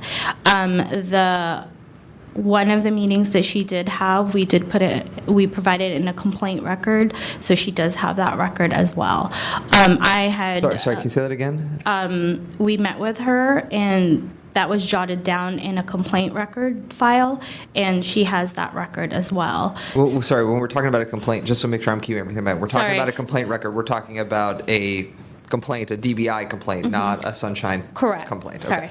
Okay. We should have been more explicit in our response. Most of the records that she's requesting, she already has those records. We don't, I checked in with the staff that met with her. They don't have logs that basically state the different components that she requested.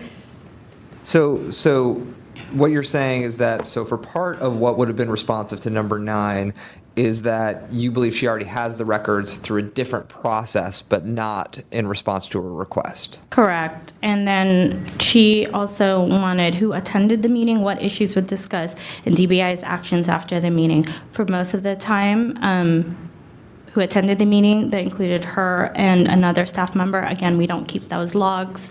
So no one keeps a calendar that would have had that scheduled? There wouldn't have been emails saying, hey, I'm going to meet with this person There at was this an time? email, but again, that was exchanged with Ms. Tsang. She has visited our office and we've met with her. So usually the exchange is, I will visit at this point in time, I will see you, and we say, okay, or we meet with her already. What issues was discussed, it's usually followed up in an email if there's a corresponding request that needs to be responded to, and DBI's actions after a meeting, which is also followed up in an email to her. I would have to say, because the issues or the property, and it's usually pertaining to historical documents, actions by DBI have already expired in that sense because it's actions that we're taking from back then. We do, again, respond to requests for documents. We try to produce as many documents as we can in response to our requests. What has occurred is sometimes Ms. Tsang will request a confirmation of a statement. And at that point in time, we say, please review the documents we provide to you. Why can't you confirm a statement for her? Because sometimes when we confirm it, she continues to ask for other information. And in that case, again, she's allowed to ask for other information. True. And we, as much as we can, we provide information that is responsive to that request. So whether that's... But a response of please just see what I've sent you before isn't necessarily responsive. Or we do tell her, as she's had multiple meetings with our staff, they go over those documents to tell her as to what is responsive to her request. So on item 9, if someone other than Ms. Zhang had filed the exact same language as part of a request, would the response have been no responsive records? The response would have been no responsive records other than what you already have. But I mean, if a different person altogether than Ms. Zhang had asked for records showing the times and dates the DBI scheduled each meeting with Ellen Tsang, et cetera, et cetera, et cetera, how would the agency have responded? Would the agency have said no responsive records? We would have said that we probably don't have any other. Assuming this person had not been part of the previous discussions and previous email chains and had not been a part of the meeting, and this is a total different human being, had filed a request saying, I want to know about your meetings with Mrs. Zhang, how would the response be no responsive records? Or would you say, no, here are a bunch of records? Correct. Correct to the latter. So we would say that there are responsive records. And what kind of records would you be That would possibly producing? just be the email correspondence. Because, and in addition to, I remember, which was a complaint that I was just mentioning, which has the notation that we met with her. And how about a calendar note? I Microsoft checked Outlook. in. I was told that no, they didn't have it in their calendar. Again, the reason why is because when Ms. Tsang requests for a meeting, she usually identifies the date and time, and she'll visit the office, and our staff will say, yes, we can meet with you. But they won't put it in their calendar to be prepared for Ms. Tsang's visit at 10 a.m. Correct. on Thursday. Sometimes that will not be, they don't put it in their calendar, but there is a confirmation through email or even in person. That someone will be there. So, does the same go for 7 and 8, where if somebody had filed the same request for 7 and 8 on here, would you have just directed them to the online permit and complaint tracking system? Or, is that what you have done in both 7 and 8? For number 7, records that state what action took regarding Ellen Tsang's complaints concerns, we would say that the information is found online regarding 767 complaint. And then the additional records, I guess, would be the emails and the documents that we provide her. So basically, it would be a mirror image of what we've provided to her as a response to any complaints regarding 767 by Ms. Tsang. Does that make sense? Okay.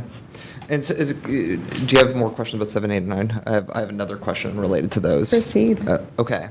So in your response to the task force, you say, although we were a day late in responding, in that regard, do you think that a finding a violation for missing the IDR deadline is appropriate here?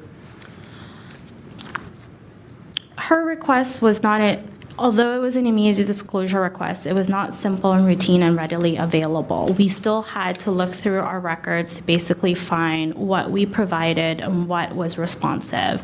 I do have to apologize for the day late. I don't think we were in violation, considering she has all the records that we had, and that most of the requests, as you can see, we produced to her the records that we have. Sorry, I just want to check the Sunshine Ordinance. I'm doing the same. If you just give us a moment. Sorry, did you have something? Yeah, I just if she just say that I just give you all the records, then I comply. And then if Sorry, could I just ask you to respond to the IDR deadline response, not particularly the records? Oh, okay. Yes. If you want additional time, or you think that it's not the thing, you should tell me. And then you cannot just ignore they did not do anything. And then at 11, I send them an email and then ask them, and then after that, then they did not produce. They just say, and then I even asked, do you need additional time? They just don't. Before you, of course, they say, I apologize, but they have no intention to act at that time when I send them the. Yeah. Okay, thank you. Yes. Can I comment? Sure.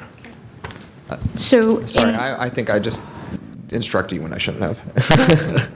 Okay. So just a response, when we responded to her July 11th request with all saying that we produced certain documents, we could have easily produced, again, those particular emails that corresponded to those particular requests. We did not, however, because they were voluminous. So But I mean, within the next day, by the end of the next business day, there did need to be a response of some kind, even if that was, and that didn't happen, correct? Correct. Okay.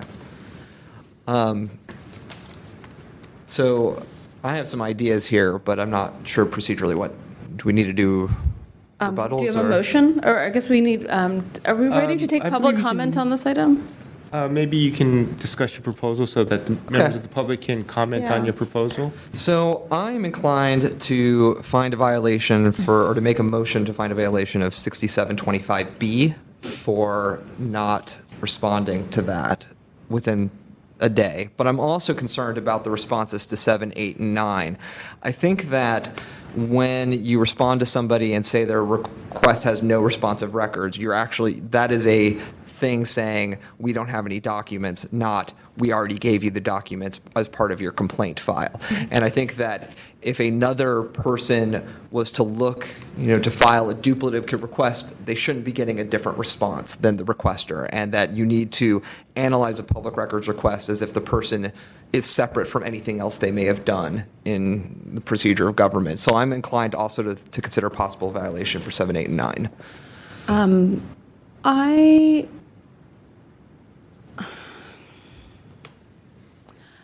I still believe that the parties should have an opportunity to come before the full task force.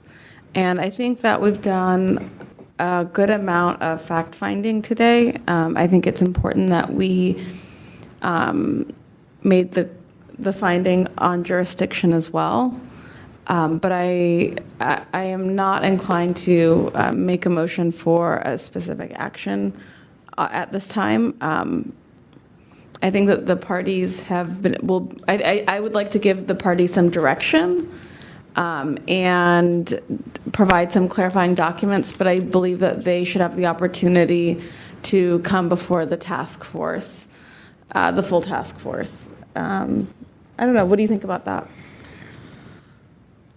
I mean, I know how much time we spent on this, and I figure we're going to end up having the task force spend the exact same amount of time. Well, my hope is that they will not have to spend the same amount of time because that people will have their documents in order. I believe if we give them specific instructions on how to respond to each specific item, Right.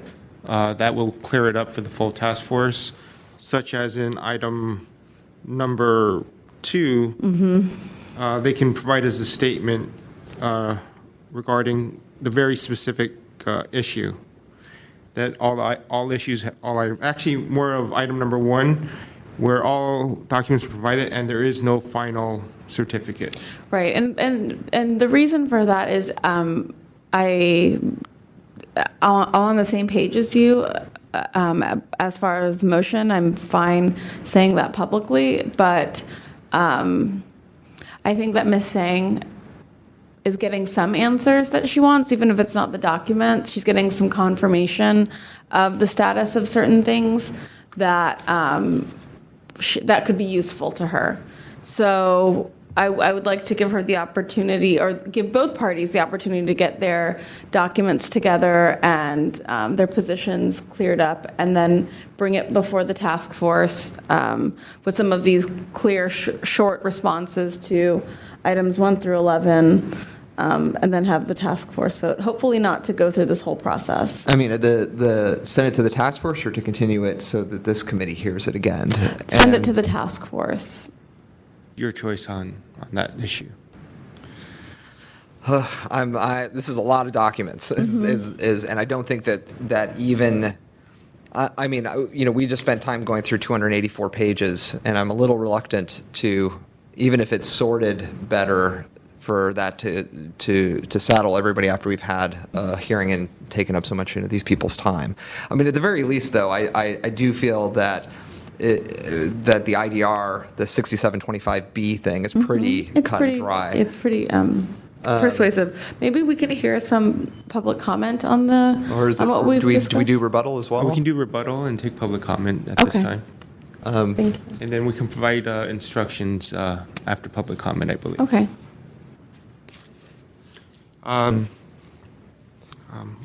Would you like to provide a rebuttal at this time? Or are you aware of what the task force is intending to do?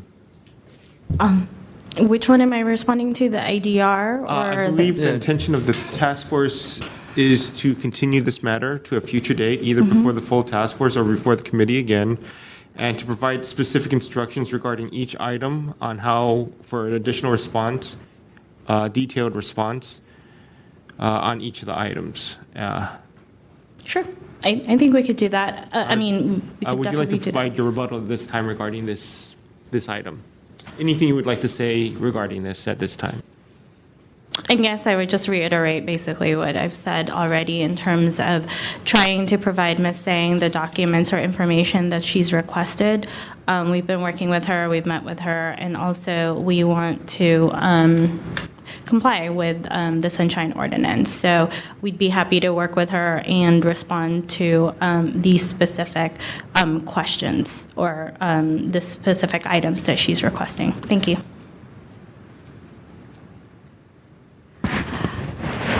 I tried to get those public records for a long time, and then every time, just like they're telling you, we produce all the record, or we're trying to produce the record, but the law specifically asks them to either identify those records or tell me they are not existed or excluded. Those are not in compliance. And then with your help, I hope that they give me a straightforward answer, and then don't I asking for meeting. They just tell you, and then very shortly, I wish they go over like you do, okay? I appreciate your time and effort. They know, they tell you either angrily or something, and then say, this is the record, and that's it, we have a meeting. Hey, like I don't pay tax, and I'm not welcome. This is how I feel. So, I mean, meeting and then produce the record is not in compliance. The record will show. She says spent so many hours, so many months. You asking her the record, she still don't know. She says she's not familiar with them. So, I mean, yes, I hope that, with your help, just get to the bottom line. Answer the question straightforward, either yes or no, produce a document. It's a public record, if they exist. Identify them. Yeah. Don't dump the 900 pages to everybody's lap and says, hey, you choose what you like. We're not going to help you. We produce it to you again and again. Or I try to produce to you. No response. I think that, with your help, I think that you should hold them violations. Thank you. Do we have any public comment on this item? Thank you.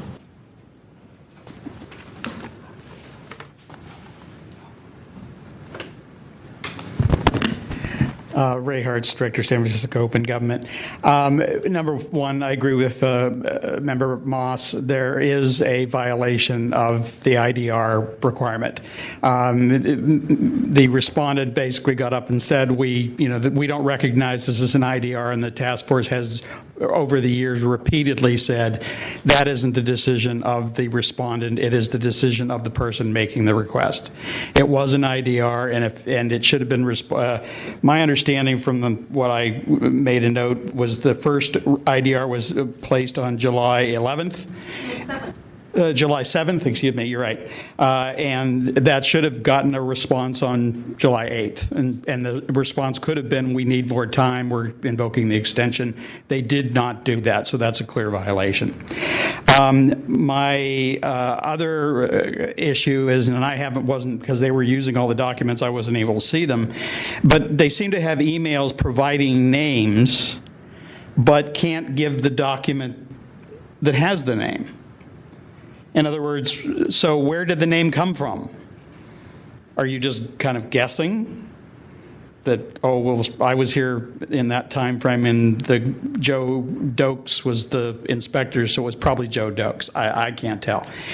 What I'm really digging, I've watched DBI show up at these hearings repeatedly, and they do this exact same thing, and the task force spends immense amounts of time and energy identifying or trying to identify what it is the requester has asked for, and specifically in the documents provided which document answers the request.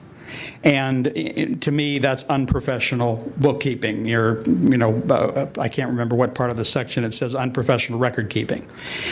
Because basically what should happen is if I show up and you say, where's your document, the document that you say is a response for number 1, I should be able to say on page 84, that's what we consider the response. And either Ms. Sang says, yes, it is, or no, it isn't. And with the 7, 8, and 9, at a prior hearing, what happened was they showed up with a whole box of documents. It was actually a box that you put reams of paper in, and it was filled. And at one point, it got so frustrating for the members of the task force, they simply said to the person, this document, you said you provided it. Yes. Then it's in there. And that's what you heard. So basically, it's the same thing. I don't think the task force in this committee should spend a lot of time. It should be a very clear, she's asking for 1, what's your response? Do you have it or not? And if so, give it to her. And if not, say, we don't have a responsive document. And so I think what you're doing is fine, but there is a clear violation of the timeliness. Do we have any other public comment? I think the correct way would have been to look at this IDR request and realize that it is not a simple and routine thing that would take 10 minutes. And before the close of business, the next business day, to send an acknowledgement that it was received.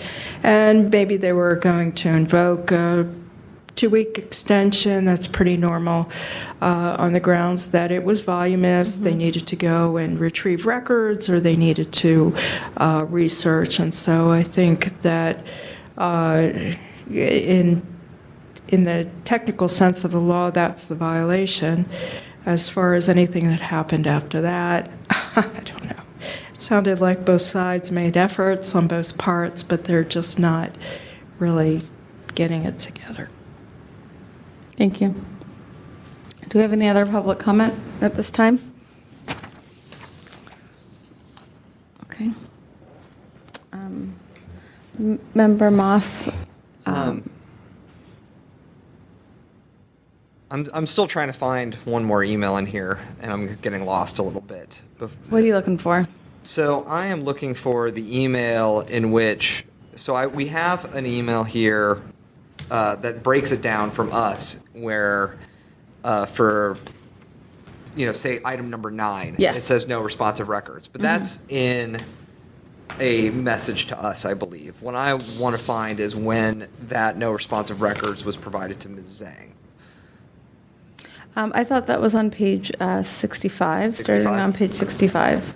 That's what I would like to look for, real quick. Oh, that's provided to us. What's that? That's when it's provided to us, actually. The letter from Ms. Magis is directed at the Sunshine Ordinance Task Force. Yeah, I'm just trying to find when a final response was given to Ms. Tseng. Okay. Or whether that occurred after. It's difficult because I think that there was a significant amount of back and forth. So I don't know if there's only one document that showcases that. There are a couple of documents like that, but I think there were several back and forth with Ms. Tang. So I'm not sure if it's all in one place. Mr. Young, are you familiar with? I'm not familiar with what it. Member Moss is looking for. I'm not familiar with We can that. take a moment. Yeah, so that number 65 is the one that was produced to us. Right. So and so. But I'm not sure if a document like that exists to Ms. Sang because there were many months of going back and forth for her.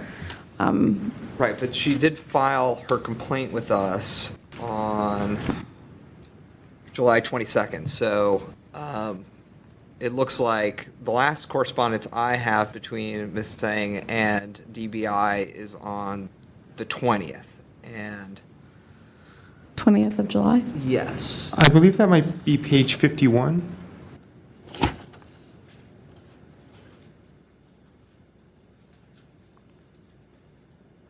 That's the July 11th, 2016 response. Okay, so that's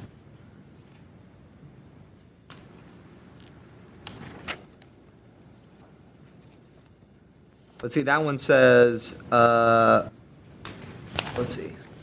At that point, they were conducting a search for responsive documents. So I don't have a follow-up to that. Sorry, I'm not talking to the mic. So I did see that one that you're talking about regarding items, say, 9, but I don't have a no responsive records. I think the first time we see the term no responsive records is in the letter to the task force.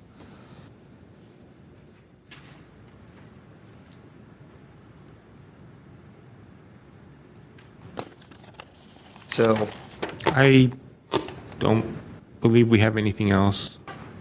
okay. So now I guess we're discussing what we could possibly do. Right, and our, yeah. our options are recommend a violation, recommend a finding a violation, and then that goes to the task force. Are we able to make such a recommendation with the chairs as she recommended that they take up the issue or look at it more in I depth? believe, Or you should make a decision on whether or not you want this to go to the full task force for hearing or to bring it back to the complaint committee. But also to give the parties some direction. Yes. So that, in addition to, I mean, I don't want to speak for the whole task force on what the finding on the IDR will be, but at least give some direction, especially to the respondent, so that Ms. Singh can get something. And hopefully, if this comes before the full task force, if we decide to have this come before the full task force, that'll be our time to check in and make sure that she's getting at least the responses similar to what Mr. Hartz mentioned, 1 through 10 brief responses for each of those. Particularly, for example, like on item 1 and 2, where we, saw that they did not have the record, but instead they provided her a bunch of random records that didn't really answer her question. so, but I mean, does making a recommendation of finding a violation preclude us from? It's only a recommendation. I know, but does it preclude us from giving instruction as well on It's up to certain the task issues? force whether or not to accept your recommendation or not. They do not have to. You can state that you believe there is a violation of 67.25. But If But I we mean, as make far her- as, sorry, I meant instruction to the parties or to the agency. And will That's the what parties, you're talking about, right? Well, should we make that recommendation? Will respondent and complainant be required to appear? I'm concerned that yes, if you can. You can. We will make that statement right now that they are required to appear at the next meeting.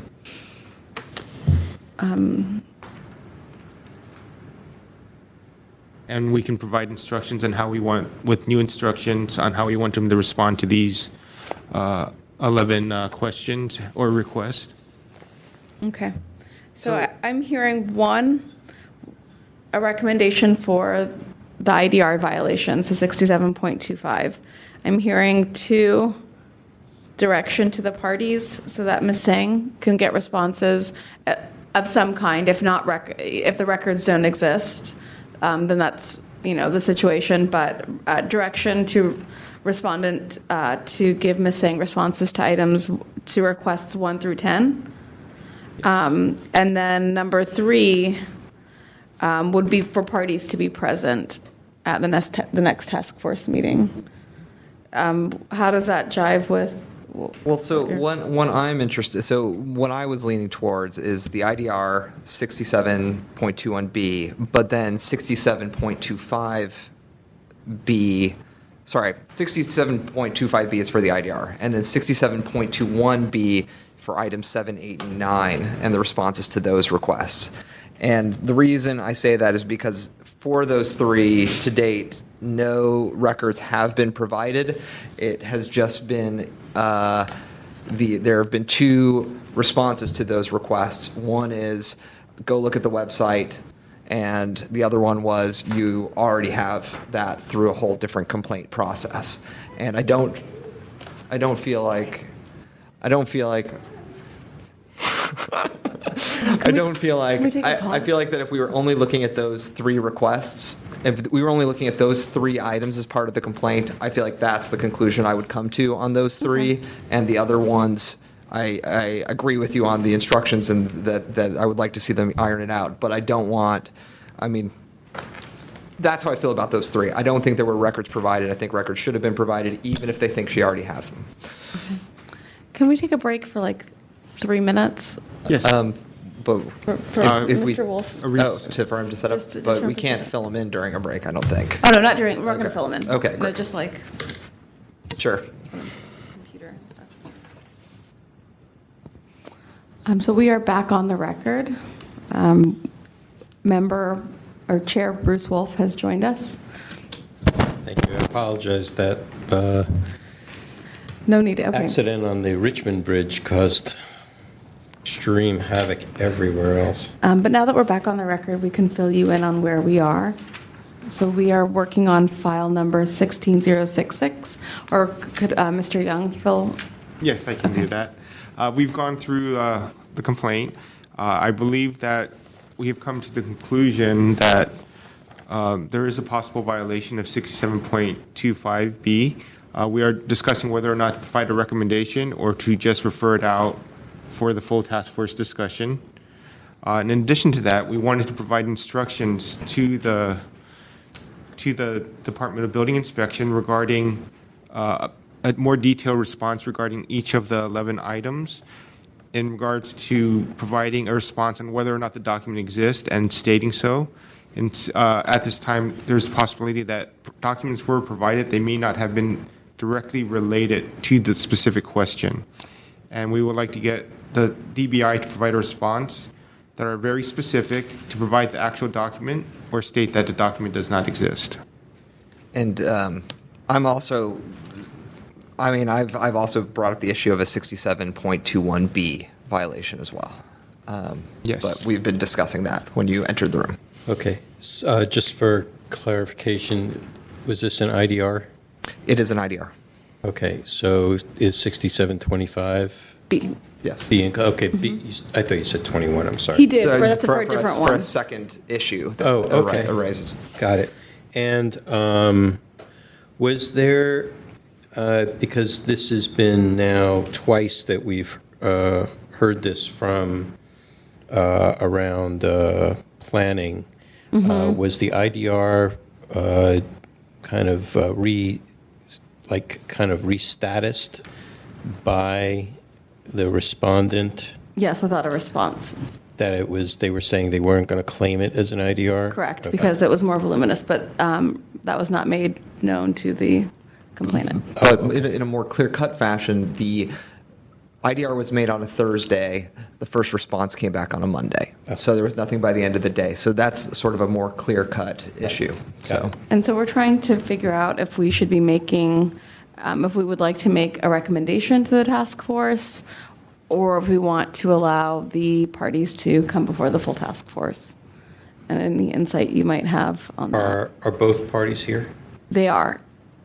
And Mr. Young has advised us on, we could make the recommendation as well as the direction to the respondent, as well as requesting for parties to appear at the task force with a recommendation or without a recommendation. So, Well, if you feel that today, if there are items, if it's inconclusive, like if you feel that there needs to be more information, that there wasn't enough information, or there was some misunderstanding between the parties, and that now that there's clarity, that it could be better heard at the task force level, then the recommendation could be that you think that the task force should have a full hearing on this that would include the additional items that may help either party, whatever the situation we is. think it's pretty clear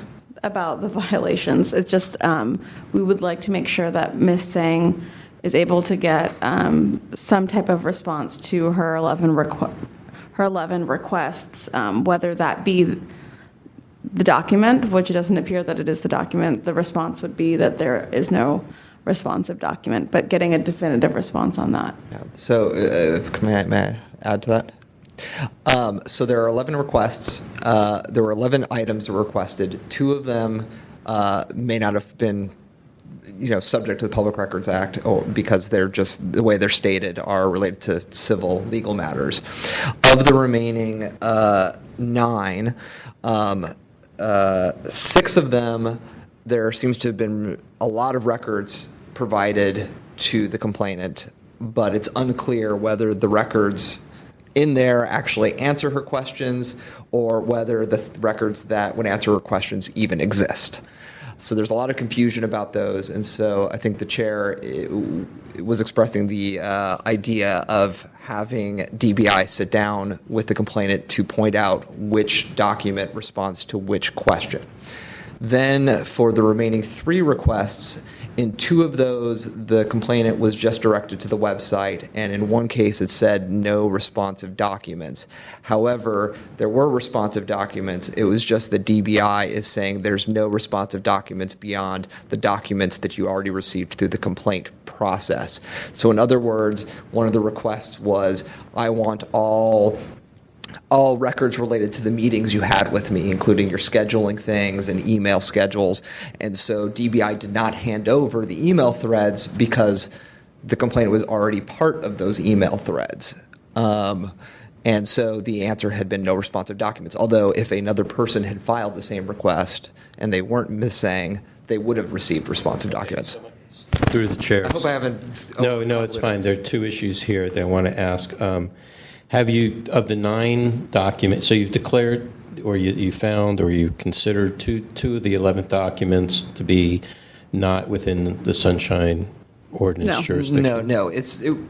But we're not going to be deciding like the veracity of the documents, or if there is a problem with the building code, or if they said something was final without a certificate, or allowed a waiver. We're not going to decide that. So the complaint is just the Not getting the it done. timeliness of the IDR, and whether the documents she received the complainant received was responsive. Correct. Okay. And 2 of the documents you found are responsive or not responsive? Sorry. So there are a lot of documents, and there is some discussion about whether they're responsive or not, and it's just not clear. Okay, It's just so- not clear. Or sometimes there's she wants the name, mean, it's- there's a signature, illegible. Okay, so let me ask a question of the Department of Building Inspection. Who's representing? And forgive me, your name, please? Hello, my name is Lily Magis. Hi, thank you, Ms. Minches. My name is Bruce Wolf. Hello. I want to ask, have you looked for all the items that Ms. Tsang had requested? Have you done or created a list on which ones, in preparation for this hearing, which ones were that you've responded to and which ones that you haven't? I mean, it makes it a little hard reading through all the email threads and what I gather, what Ms. Tsang is suggesting as not having received all of the documents, or that they may or may not have been responsive. P65. P65. Sorry to interrupt you. But one of the issues that has come up is, in many cases, Ms. Tsang would like a final clarification whether a record exists or does not exist, and that seems to be part of there seems to be a proving the negative issue that is coming up. So when he made the recommendation, was stating our recommendation that they meet with Ms. Sang and figure out which document is responsive and which document is not responsive, there would also be a definitive no, we have no yes, we have no documents, or something like that she can kind of hold on to. Got it. All right, so page 65. P65. Yeah, I got that. Okay. Supporting document. So on P65, you can see it'll say 1, and then that is the request from Ms. Sang, and then the response from. There are 11 of them. Yeah, I've got it. Yeah, I'm looking at it right now. Thank you. That's fine.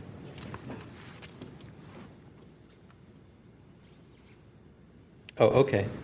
Okay, fair enough. And have you gone through this list? So we went through 3 of them, and then we 1 through 3, and then we jumped to item number 7 because it's a little bit different. Items 1 through 6 are historic documents, and then items 7, starting at items 7. Okay. And has Ms. Tsang confirmed that she received all the documents that are in this list? Many of the documents, she has confirmed that she received them, but they are not responsive. That's fine. Mm-hmm. Okay, let's get to the first question, Right. if she received them at all. But we didn't go through, Because they were, I guess they were requested and received, or sent and received on different days, right? it was a couple of separate chunks of Got it, requests. got it. Okay, so now you're on item 7? I believe we're in the process of possibly giving instructions to DBI. I see. On how to provide a better response. Concise responses for her. And so then my other question would be, which items did you find or is in contention of not being responsive? I believe it. So 1 through 6 are still up in the air because there is Ms. Tsang thinks that things are not responsive, or she would like to know that things don't exist. For example, there's item number, if you look at request number 3, Yes.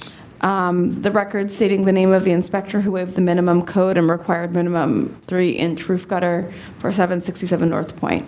There's a document that we looked at, which is the document that did this, the record, but the thing is the name of the inspector on the bottom is illegible. So there's an email that, from the current staff stating, yes, this did occur, but they can't, they're not giving us the actual name of the person. It's signed, but we can't make out the name of the person. So it's not really, it's the record, but we don't have the name of the inspector who waived the minimum code. It's illegible. Okay, is this, how old is this document? 1997. Oh, okay. So it wasn't like handwritten in 1913? It's or handwritten in something, right? 1997. It looks like it could be from 1913. Okay. All right, so then the question then becomes, so you're trying to figure out what to now offer in instruction or a request or suggestion? That's part of it, yes. Okay, so Ms. Meches, come up to this microphone, thank you.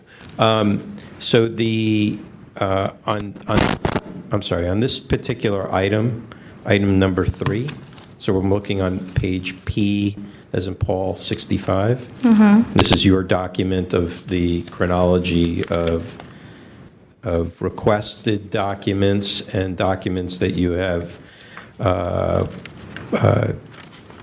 you state you have provided.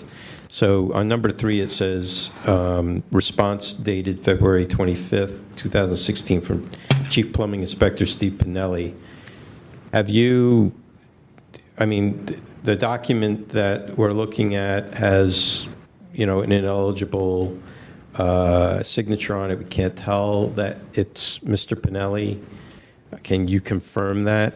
And if you can't, can you provide other documents that have been signed by Mr. Pinelli so we can see if it's the same?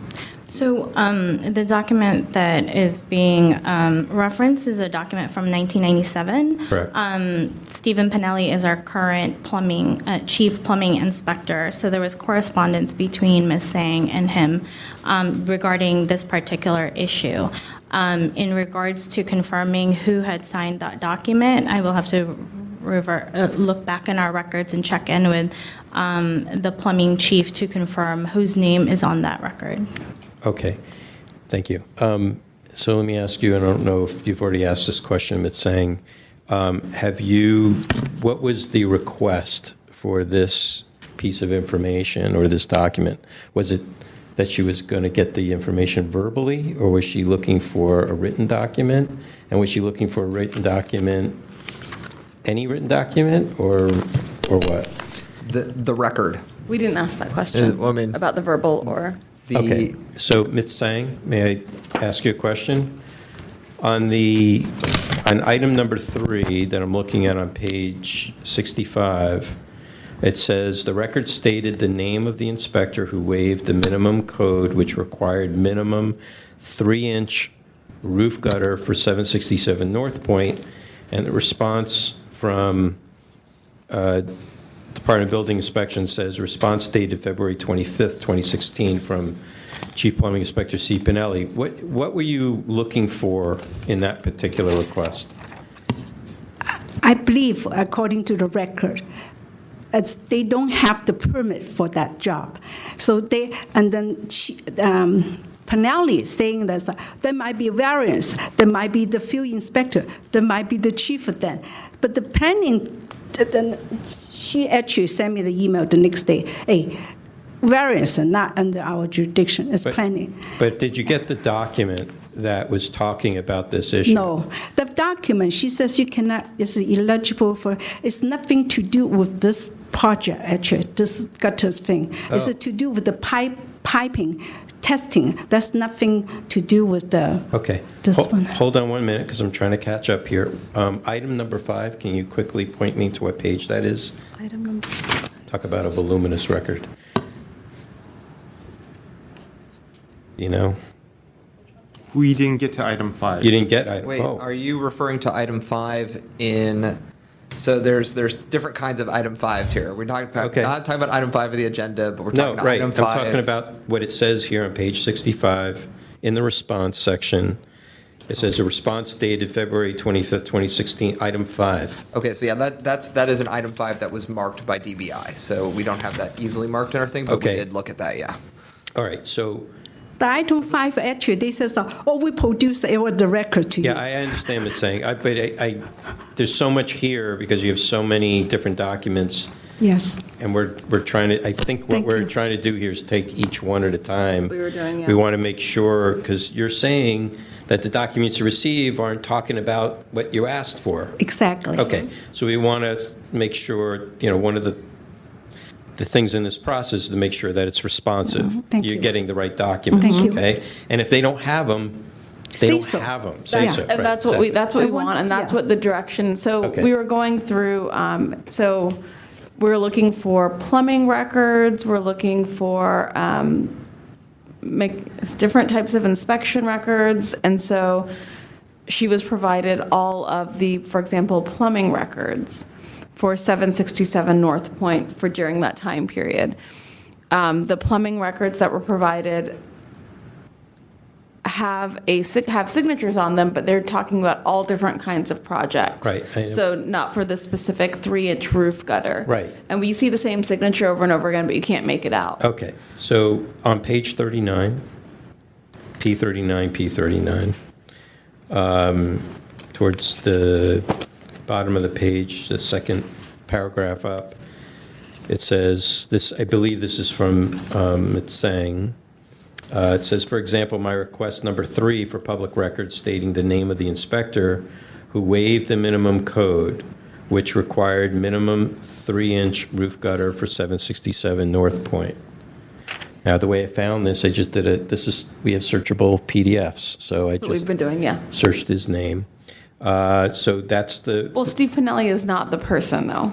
He is the current inspector, so she wants the name of the person who did the work in 1997. So, and that's the name that I you see, can't that you search can't for. make out. Right, because the Okay. signatures are not okay. searchable. All right, so all she was at, so Ms. Tsang, Yes. for number 3, Yes. is all you were asking for is just the name of the person? That's what it says here Yeah, in your... for the record, she waived the minimum. No, but it says here, for example, my request, number 3, for public record stated the name of the inspector who waived the minimum code. So are you looking for the name of the inspector? Yes, she waived the code, yes. There Okay, should the be waive the record. code. So you got the document, you just can't read the name. No, the document produced doesn't reflect this particular job. Ah, okay. No. Yes. So Ms. Matches, I'm sorry. That particular document, It's not a, you can turn both mics on if it's easier, it doesn't matter. that particular document, this is for 767 North Point, For the gutters. for the gutters. Does it exist? So, right off, like, at this point in time, I don't know if it exists in terms of the gutters specifically. The other question that she was requesting is who waived it. If it's waived and not reflected in a document, then we don't have that document. So I wouldn't, as we were looking at the documents earlier in terms of the plumbing permits or the electrical permits, and I'm getting confused also with which documents are which, so I have to apologize. I don't know the name on the document. Okay. So, well, first off, we need to find the document. Correct. And then we need If to know the name that's on the document. Correct. Okay, so that's the first question, is if the document exists. So I'm a little concerned that if work was done or not done because there was a waiver and there's no document for such a thing. So I would have to relook at our files again for the, as you were saying, the documents. I know for the waiver, I'm not sure if there's documents that reflect the waiver itself. There might be a permit that reflects the work to be conducted. Okay. So, But you said that that would have been in the database that you sent Ms. Sang to, and when she went to the database, that it said no record. what I said was that information of our records are found online through the permit and complaint database, correct? But that sometimes that information may not be found if the information is not translated for public viewing. That's why requesters come to us for the actual document files. Why wouldn't it be available for public viewing? No, I mean public online viewing. Oh, yeah, but Sorry. why wouldn't it be up online for public viewing? The actual physical document as Yeah. scanned is not what's online. What's entered into the database Correct. form? Correct. But she said neither was, Ms. Sang said neither were there. Yeah. And so that's why we attempted to locate said additional documents that may be responsive Right. to her request. Okay, great. And so to date, you don't have a document for a 3-inch gutter, a waiver for a 3-inch gutter? As far as I know, correct. So 3-inch waiver, 3-inch gutter waiver. Oh, wait, okay. So if we're going specific, correct. Yeah, well, we have to, because that's what, we have to go by what the complainant was requesting and whether the documents or records that were provided to her were responsive to the Correct. question, so. Commissioners, I actually like to ask a clarifying question. Say, for example, the document is requested, for example, 3-inch gutter that, in this particular case, if we have documents like we do, plumbing permit that pertains to a particular property, we produce those, and I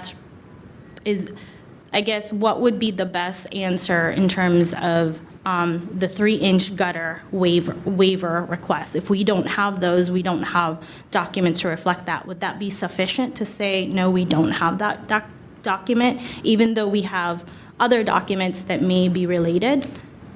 I'm sorry, does that make sense in terms of a question? Yeah. Because I just want to be clear so that I can provide Ms. Sang her requested documents. If you are not in custody of the documents or the information, if they're lost, they've gone missing, or anything like that, then you don't. Say that, but you need Yeah. to say so. Yeah, you'd have to say so. And that's Got it. what we're asking for in the direction that we're giving you to go Right. back through Will 1 through do. 11. That is what needs to be in writing for Ms. Sang. Okay.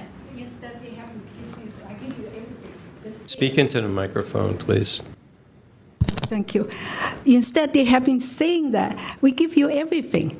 You choose it, and you guessing what is inside the document. You pick up whatever you like. We produce to you. But now, before you, at least they admit that they don't have 1, 2, 3. At least we went through. Okay, that's at least I know. Okay, but that's why we're here. We're Okay. trying to Thank you for ascertain your, all that. Yeah. Thank Okay. you for your time and Sure. direction. Sure. Okay, moving on. Excuse me, could I give you just something that I think might help you a little? Just It's a up to the quick, chair. Okay. on page 45, P45, if you look at the immediate disclosure requests, item 3 and 4, I think it is confusing because the word stated should be stating. So in other words, she's asking for the record stating the name of the inspector. She's asking for the document with the name. The job card stating the dates of inspection and the purpose of each inspection. So if you change state ed to stating, she's not asking for the name of the person. She's asking for the document showing the name of the person. Okay. Well, I see why that would be confusing, but I would hate for a document to be provided to Ms. Sang with an illegible signature of someone's name, because that doesn't really help her either. So I would hate for, I mean, that can be produced as the record, but I would like for her to have the name of the person, because that's why she wants the record. I mean, as a tertiary notation on this, I would say that official documents that are being signed by inspectors or people who have the authority, by any authority, should have the printed name of the person on it and their badge number. Okay, because inspectors have badges or a license number or some sort of certification number. I think that's extremely important here. And I know when you go in to submit documents, they have lots of rubber stamps, things like that. I think that would be important, and would solve a lot of these issues that we're dealing with here. But again, I think if Mr. Pinelli has been the chief building or plumbing inspector for so many years, and he's still on the payroll. No, Mr. Pinelli is the current, but he's he's not the the current. person from back then. Oh, So, I see. So, Okay. Yeah. My so mistake. We just have an email, that he was looking at stuff to help with the Okay, search. very good. Okay, all right, so next. Well, I think our next step would be for the recommendation. And the things that we've discussed are recommendations for violations of 67.25B, as well as violation of 67.21B. We've also discussed giving direction to the parties, which I believe seems to be pretty clear, for concise responses to items 1 through 11. For example, should a document not be in the possession of DBI, for them to state that in writing for Ms. Sang. And the final step would be to also ask for the parties to appear before the task force when the recommendations are given, and that could give us an opportunity to follow up on item 2 to make sure that Ms. Sang has received responses to items 1 through 11, either the document or the brief statement that the document is not in the possession of DBI.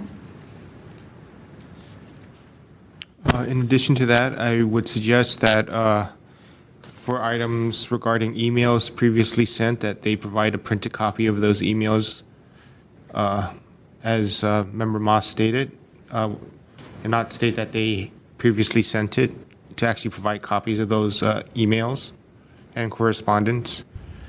And in regards to online, referring to online systems, if they could provide a printout of those pages if possible. And the URL. That is possible. And the URL. Okay. Because URLs changed also. So that should be included in the recommendation, the second recommendation for getting Ms. Sang responses to items 1 through 10. That would Those be are the great. instructions to the department. Correct. So I would, if this is going to be part of the recommendation to the full task force, I would add that just in preparation, if for some reason that there are more documents or something else comes up during that needs more time, that there be a referral to compliance and amendments. Oh, for further follow-up. Follow-up. Okay. Okay. All right. So can we get a motion with? So I mean, I don't know if people are going to agree with my motion, but Make the motion I just said. No. I move to to recommend a violation of 67.25B and 67.21B. Do you have any other anything else? And in your everything else motion? we just talked about. And that would be to refer this to the full task force for a hearing with all parties present, with instructions to the Department of Inspection to provide a more concise response and additional documents if needed, specific to the request, with no additional documents not related to the request. And if needed, they can correspond with each other to verify whether or not the documents are responsive to the request or not. And for those documents to be provided at our next meeting Yes. so that we can inspect them. And to refer for follow-up to the Compliance and Amendments Committee if needed. That's if the task force doesn't take a position. And I will be happy to work with DBI regarding any does. draft responses to try to make sure that it is clean and easy to understand when it comes before the task force. Thank you. Perfect. Do I need to move as amended on that? Or You can Is there a just- second? Just accept it. accepted? I'll second that motion. We have already taken public comment regarding on this matter. I don't know if you want to take any additional comment. No, not at this time. Thank you. Thank you. On that motion, Member Wolf. Aye. Wolf, aye. Member Moss. Aye. Moss, aye. Chair Tesfa. Aye. Tesfa, aye. That motion passes, and I will be in contact with both parties regarding a scheduled hearing date, and I will be working with the Department of Inspection regarding the responses. Thank you, Commissioner, for your time. At least we get something today. For many years I try, and then I get this. Oh, we get you everything. Thank you. Next on the agenda is item number 5, file number 16037, complaint filed by Andrew Bowe against Sharon Page Ritchie and the Arts Commission for allegedly violating Administrative Code Section 67.7 by failing to provide correct contact information for the Sunshine Ordinance Task Force and the Ethics Commission on the April 12th, 2016 agenda.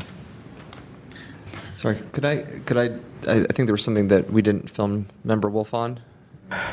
The change in the agenda? Yes.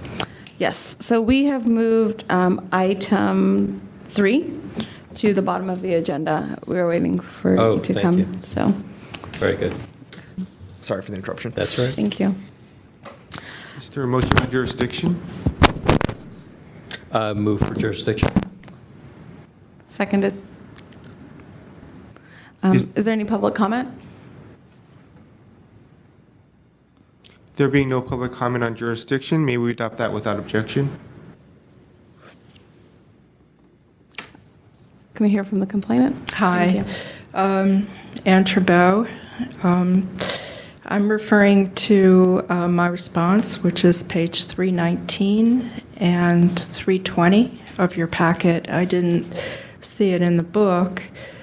Basically, what I'm relating to you is that this is just not a simple problem of a simple disclosure of a wrong address at the end of a meeting.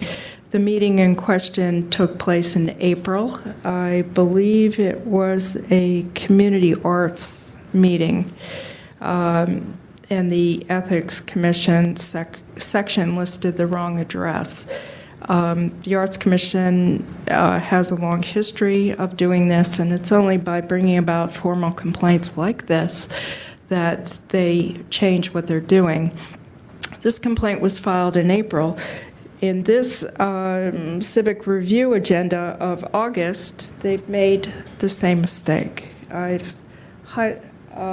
September 19th, I've highlighted again the wrong address of the Arts Commission. So in my response, I'm relating to you that there were various complaints brought forth, full complaints for mistakes in the disclosure information.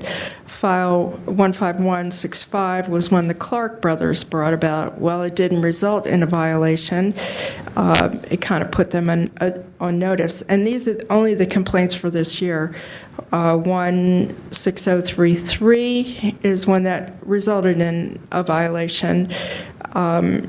and that was over 6 months ago. What Patterson said, and I did listen to the audio of that hearing, was that I'm aware of the problem, taking steps to correct it. Not happening. So in file 15112, this is, it should have been taken more seriously as a complaint. It was to put on their website donations and gifts to the Arts Commission of over $100 and more. There was no referral back to subcommittee. It was just found as a violation. And if you look at their website, which I included with my paperwork, but somehow didn't get in your file, was that their website doesn't list gifts and donations to the Arts Commission. In their donations section, it lists grants made to individual artists from the Arts Commission. So that order was also not complied with. Here, there were many hearings over problems with posting minutes and agendas. Here, you see in page 327 of your packet, the September 12th full commission lists minutes. However, when you bring it up, it doesn't list minutes. So what's going on? It's another one of those arts things. So the response, which was a simple response of Kate Patterson to the complaint before you today, was on April 14th, just one sentence. In response to complaint 16037, we are taking steps to correct the misinformation on our agendas. No, they are not taking steps. It is now late September. This was dated April 14th, and they still have problems with posting correct information on their agendas. This is a clear violation of, what is it? It's the recommendation of the city attorney. I believe that this should be referred to the task force and not just saying, okay, we know you're going to fix it and we trust you. I've demonstrated a long history where they've lied to you people, saying we're going to fix this, we're going to fix that.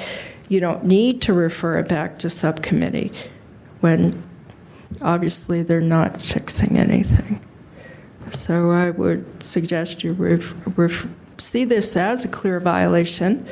It is a serious matter, and they have a long history of basically lying. Thank you.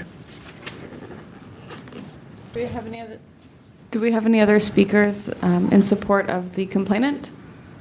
None? Can we hear from the respondent, please?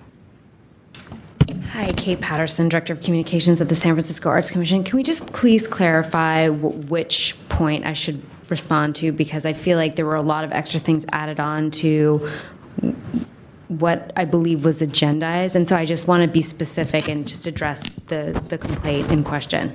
Right. The complaint in question is for file number 16037, and dealing with the correct contact information. Great. Okay. So I just wanted to say that when that was pointed out to us, I did take immediate steps in the form of emailing the commission secretary and all of the staff who are responsible for posting and writing the agendas for the subcommittees of the full Arts Commission. And I have a copy of that email here. And I apologize. I think that I got busy and then I didn't provide this in a follow-up email. So I apologize in advance for not giving you a copy of this internal correspondence so that you could see the steps that were taken. But here it is. What is the date on that? Maybe we have it. I don't know that you do. Okay. But, so here, for example, here is when we received it, and then here is the email I sent to my colleagues. Hi, guys, please note the complaint. In the microphone, please. I can't hear you. Hi, guys. Please note the complaint below. According to the Sunshine Task Force Secretary, we need to make the following changes on our agenda. Here's what he said, and I quote Victor. Sharon Page Ritchie is the commission secretary, and she says, please correct the address, and she's instructing our other colleagues, because one of the issues was specifically on the subcommittee agenda for the Community Arts Education Grants Subcommittee. And what happened is that we moved in October, and one of my colleagues basically did a search and replace, the ethics commission's in our former building, which is where we were, and so it had replaced that address with, anyway. So that's what happened. And then we also removed the wrong name from the wrong contact information from the Sunshine. So basically, I mean, it was like a case of the boilerplate just sort of continued to live in its own world, and some changes were made, and, you know, they weren't necessarily pointed out to us, so it just continued. I'm not excusing it, but that's what happened. It was just, you know, this is standard things, standard boilerplate that gets popped onto every agenda. So I just double checked to make sure that the subsequent agendas following those emails had the information corrected, and I'm happy to just give you a copy of the printouts, because as far as I could tell, they had been corrected. Now, what she just showed you is disturbing to me, because I thought the templates had been correcting. So I'd actually love to have access to the web so I could just verify that the meeting agenda that she showed is actually accurate. So I believe it was for September 15th meeting. September 12th. Actually, the September 12th meeting on page 316, I did print it out and place it into the packet. There is no September 19th on their website for the full commission? No, the civic design review. Oh, it's for committee? Yeah. Printed it out yesterday. We'll take a look online. Thank you. Okay. So should I just pop this open? Yes, you can. Okay. September 19th. Sorry, I I'll should switch say- it over. You can use the other one. Yeah, sure. I should say that I did check Civic Design Review, and when I did the spot check of the subsequent agendas following that email correspondence, and I thought that they had been changed, so if that's not the case, we'll fix it. So I'm looking at September 19th, and I see Know Your Rights Under Sunshine. I see accessibility meeting policy. Looks like it's under notices, according to her document.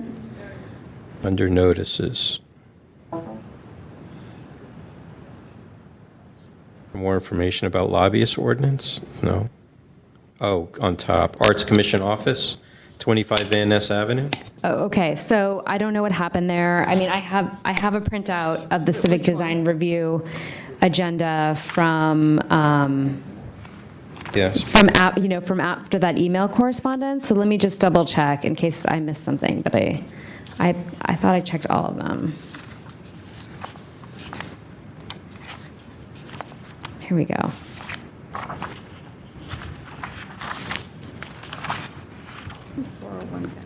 Yeah. Okay. What address should So it be? I'm not sure what happened. So this is an example. This is here. I'll show you. No, that's the old one. Okay. The name is- The new address is 401 Van Ness. Okay. Correct? Yeah. Okay. That's fine.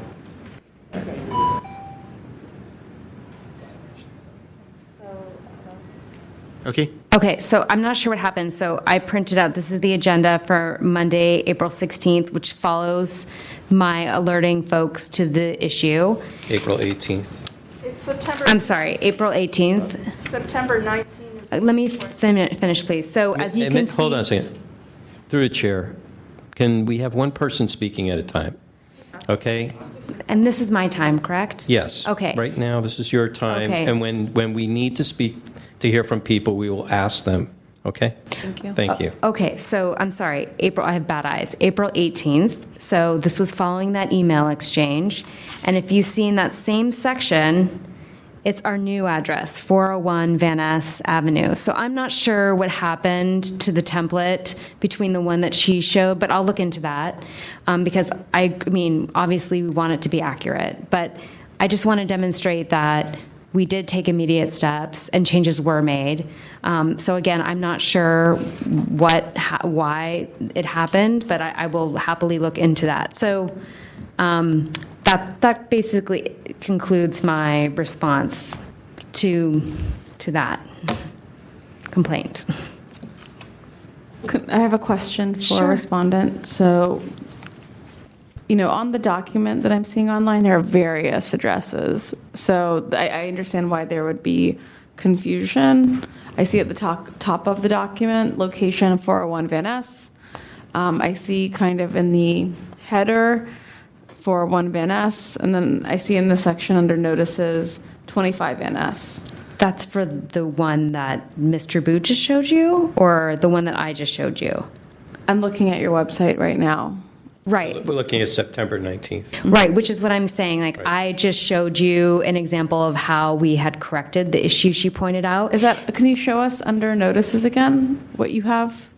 So you're looking at the civic design review agenda that she showed you. Yeah. I'm looking at the one on the website. Yeah, so let me just clarify. If you go to That's the one I'm looking at. So if you go to this page, the Civic Design Review Committee, Yeah. okay, right. Under agenda. So if you start going to each one, so August 15th is correct, Under notices? under notices, it's correct. July 18th is correct. June 20th is correct.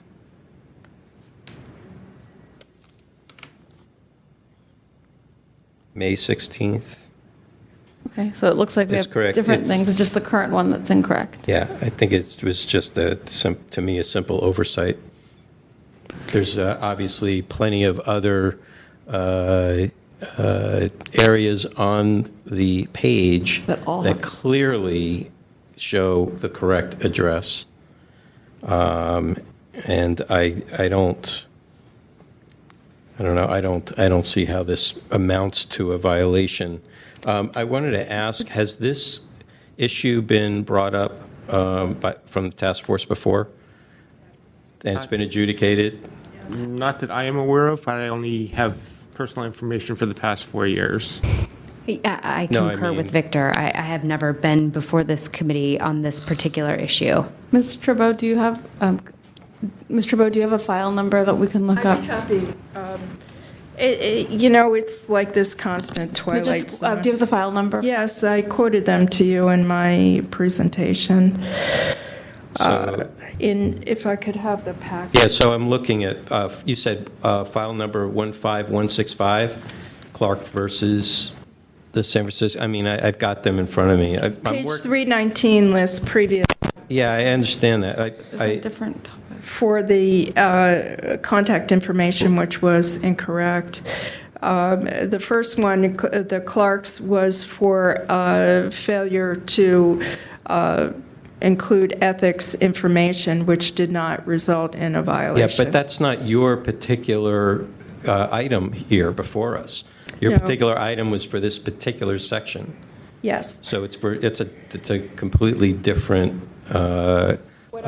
focus. What I am trying to express to you is a pattern of behavior of the Arts Commission saying we are taking steps to correct this, and periods of time have gone by where no steps have been taken. Well, have you looked at all the past agendas since April?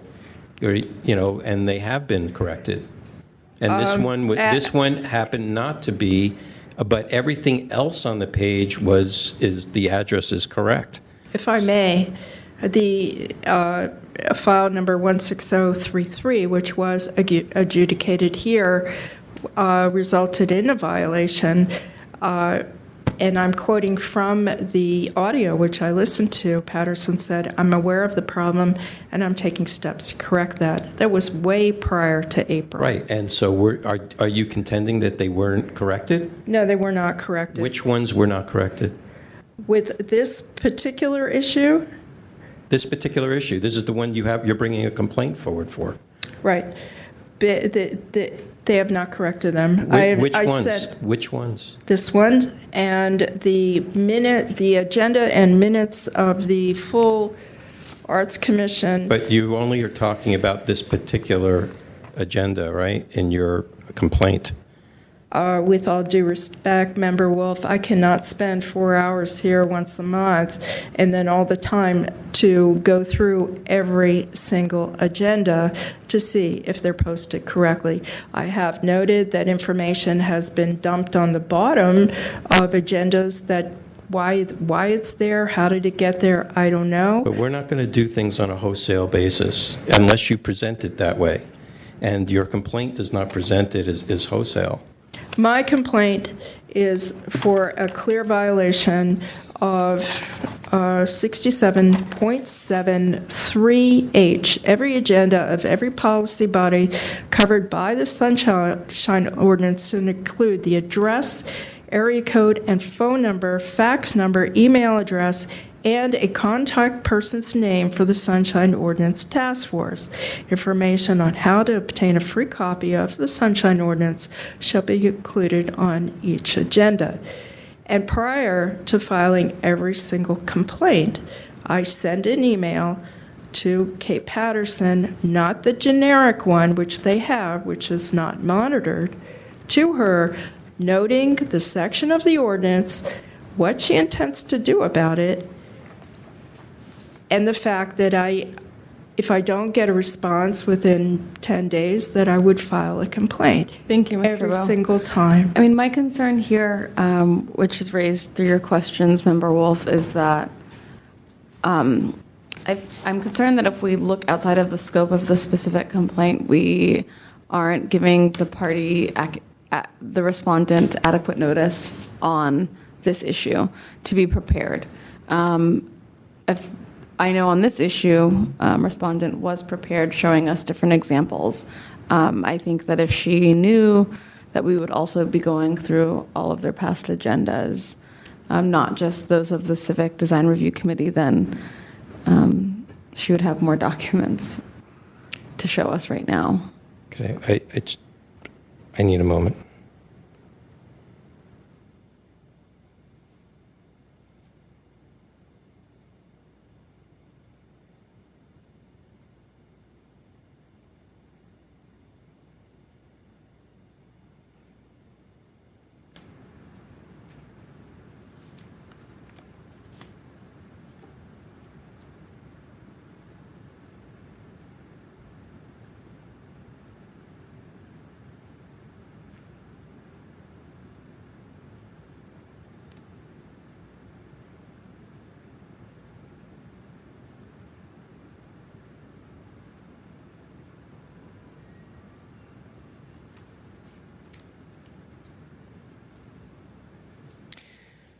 Okay, Ms. Strabo, I have a question.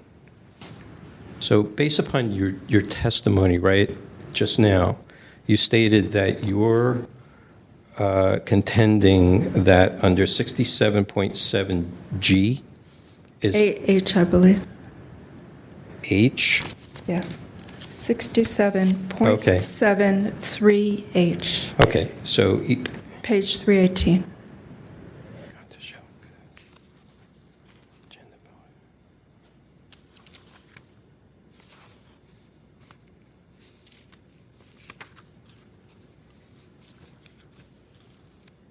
Okay, so this section that we are talking about in the notices in the first paragraph is not applicable to that section of the ordinance.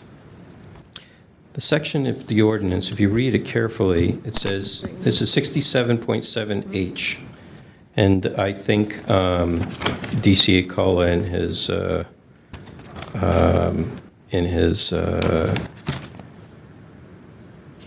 advice letter had listed it there. He's highlighted it on page 315. Actually, yeah.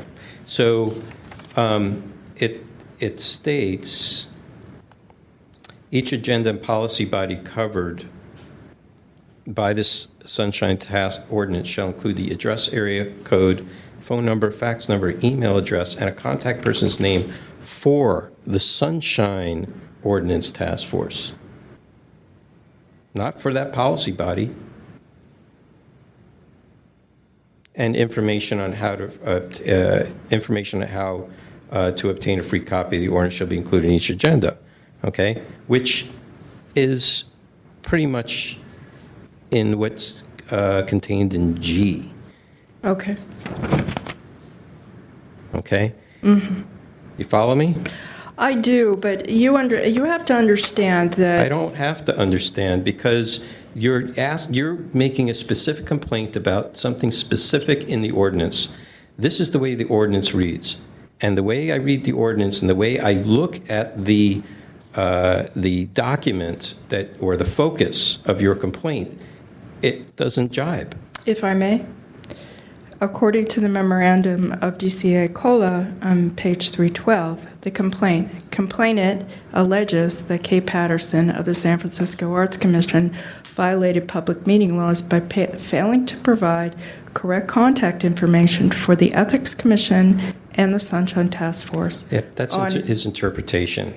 On its agenda at the commission meeting. Yeah, I understand, but that's his interpretation based upon the complaint that you provided from the jump, from the beginning. Right. And it's up to us here to ferret out the merits of the case as to whether we're all talking about the same thing, or whether it's the correct section is applicable or not. That's the purpose of this committee. I don't see my original here. Page 329, Mr. Young, April 10th. I wish to file a formal complaint as the address of the Ethics Commission is wrong and the name of the soft administrator is wrong. At the last Compliance and Amendments meeting, Patterson said all the San Francisco Arts Committee have up-to-date information, and that's not true. And I cited the Community Arts and Education and Grants Committee of April 12, 2016. Thank you, Mr. Bowe. You may be seated. Can we take public comment at this time? Would you like to take the rebuttals prior to public comment, or would you like to make a motion before taking public comment? I don't think I am prepared to make a motion. Is anyone else prepared to make a motion? I'm not. We can. I'm not. May I make one personal comment? Okay. In regards to this ordinance, I usually advise not to put the administrator's name. That makes sense. It changes. So. And so that I do that against the ordinance, but I believe it's prudent for me to do that. But so as not to confuse people, I do see that the email address for the administrator is here, so the person could reach the administrator directly. Yes. Thank you for that point of information. Can we hear rebuttals from parties? Ms. Patterson, do you have a rebuttal? I don't have much to add. I will say, though, that I will just, circle back with the team and make sure that all addresses are correct, and to try to find out why that anomaly for this last month's meeting occurred, so it doesn't happen again. Thank you. Can we hear the rebuttal from the complainant, Ms. Trudeau? Once again, you're being too easy on the complainant, and you're putting the onus on me to continue to survey and spend time looking and picking through all their agendas, which is an impossible task to do. I want to go on the public record and say that the complaint for the posting of donations to the Arts Commission website over $100 or more was not complied with. If you go to their donations and print out that list, which is page 321 to 325, you're going to find grants made to grantees. That is why that happened. We get the same error response from Kay Patterson. I also want to go on the public record and say at page 327, this is a problem that has been going on for many years. You have a full commission meeting that took place on September 12th. You have agenda and minutes, yet when you click on the minutes, there are no minutes. You're not authorized to access this page. Do I have to go and file violations for basically the same thing over and over again when they've been found in violation over and over? Unless you send these up to the task force and send it back to subcommittee, you put the burden on me to continue to police them. I can't spend 4 hours here. I don't have the time to do it. But you're not doing a service to the taxpayers and the residents in the city and county of San Francisco who have the right to know how their money's being spent, what's being voted on in a timely fashion. And when you have these kind of mistakes taking place over and over again, and basically Kay Patterson lying and saying, no, it's not been adjudicated in front of this task force, these are outright lies. So, once again, you have a mistake. And do I have to keep coming back here over and over again? I can't. I'm not retired. I don't live close to City Hall. But I'm saying that large amounts of money are being spent, motions are happening, things are happening, and if people don't know in a timely manner, that's a problem. Thank you. Do we have any public comment on this matter? Seeing none, do we have a motion? Any of the members? Or any points of discussion? I move to find no violation. Member Moss? I'll second. Okay. Would you like, I believe this needs to go to the full task force so maybe refer We'll send to a the... recommendation. Thank you. That's a recommendation to the full task force. On that motion? Public comment. Public comment on the motion? Thank There's you. no public. So I just want to say something, and the reason why I bring this up is because just quickly looking at 3 different agencies and departments of the city and their agendas, they have the exact same wording for regard under Know Your Rights under the Sunshine Ordinance. It's the exact same thing, same address, same, the phone number is correct, email address is correct. It has the correct verbiage, as what the ordinance says. So I really don't see, and frankly, looking at this particular committee of the Arts Commission subcommittee, that it's the same thing as on all their others. So if there is some problem or some nuance in this particular language that is incorrect, then every single agenda going back 10 years will be incorrect, okay, for every single department and agency. I think if the name of the administrator or the name of a contact person not being in there may be a little onerous. I mean, it is in the code. The code does state it, but people's names do change, so on and so forth.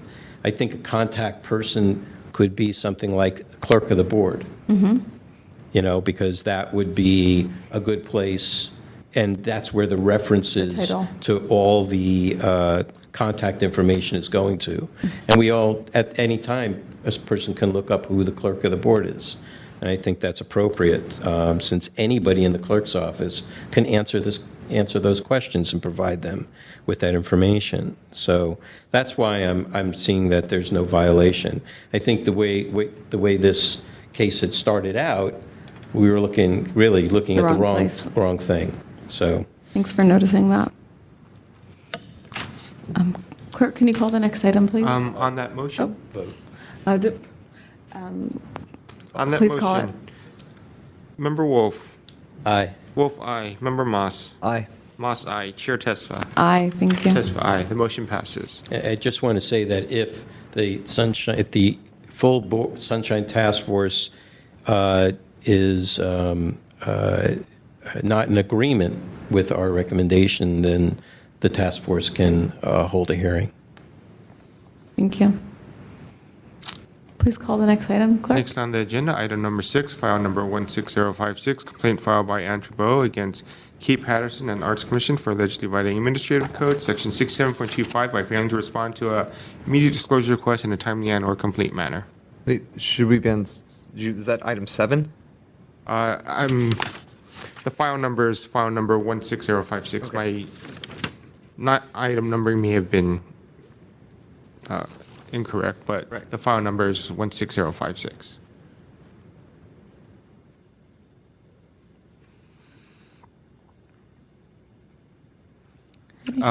Motion for jurisdiction. I move to find jurisdiction. Second.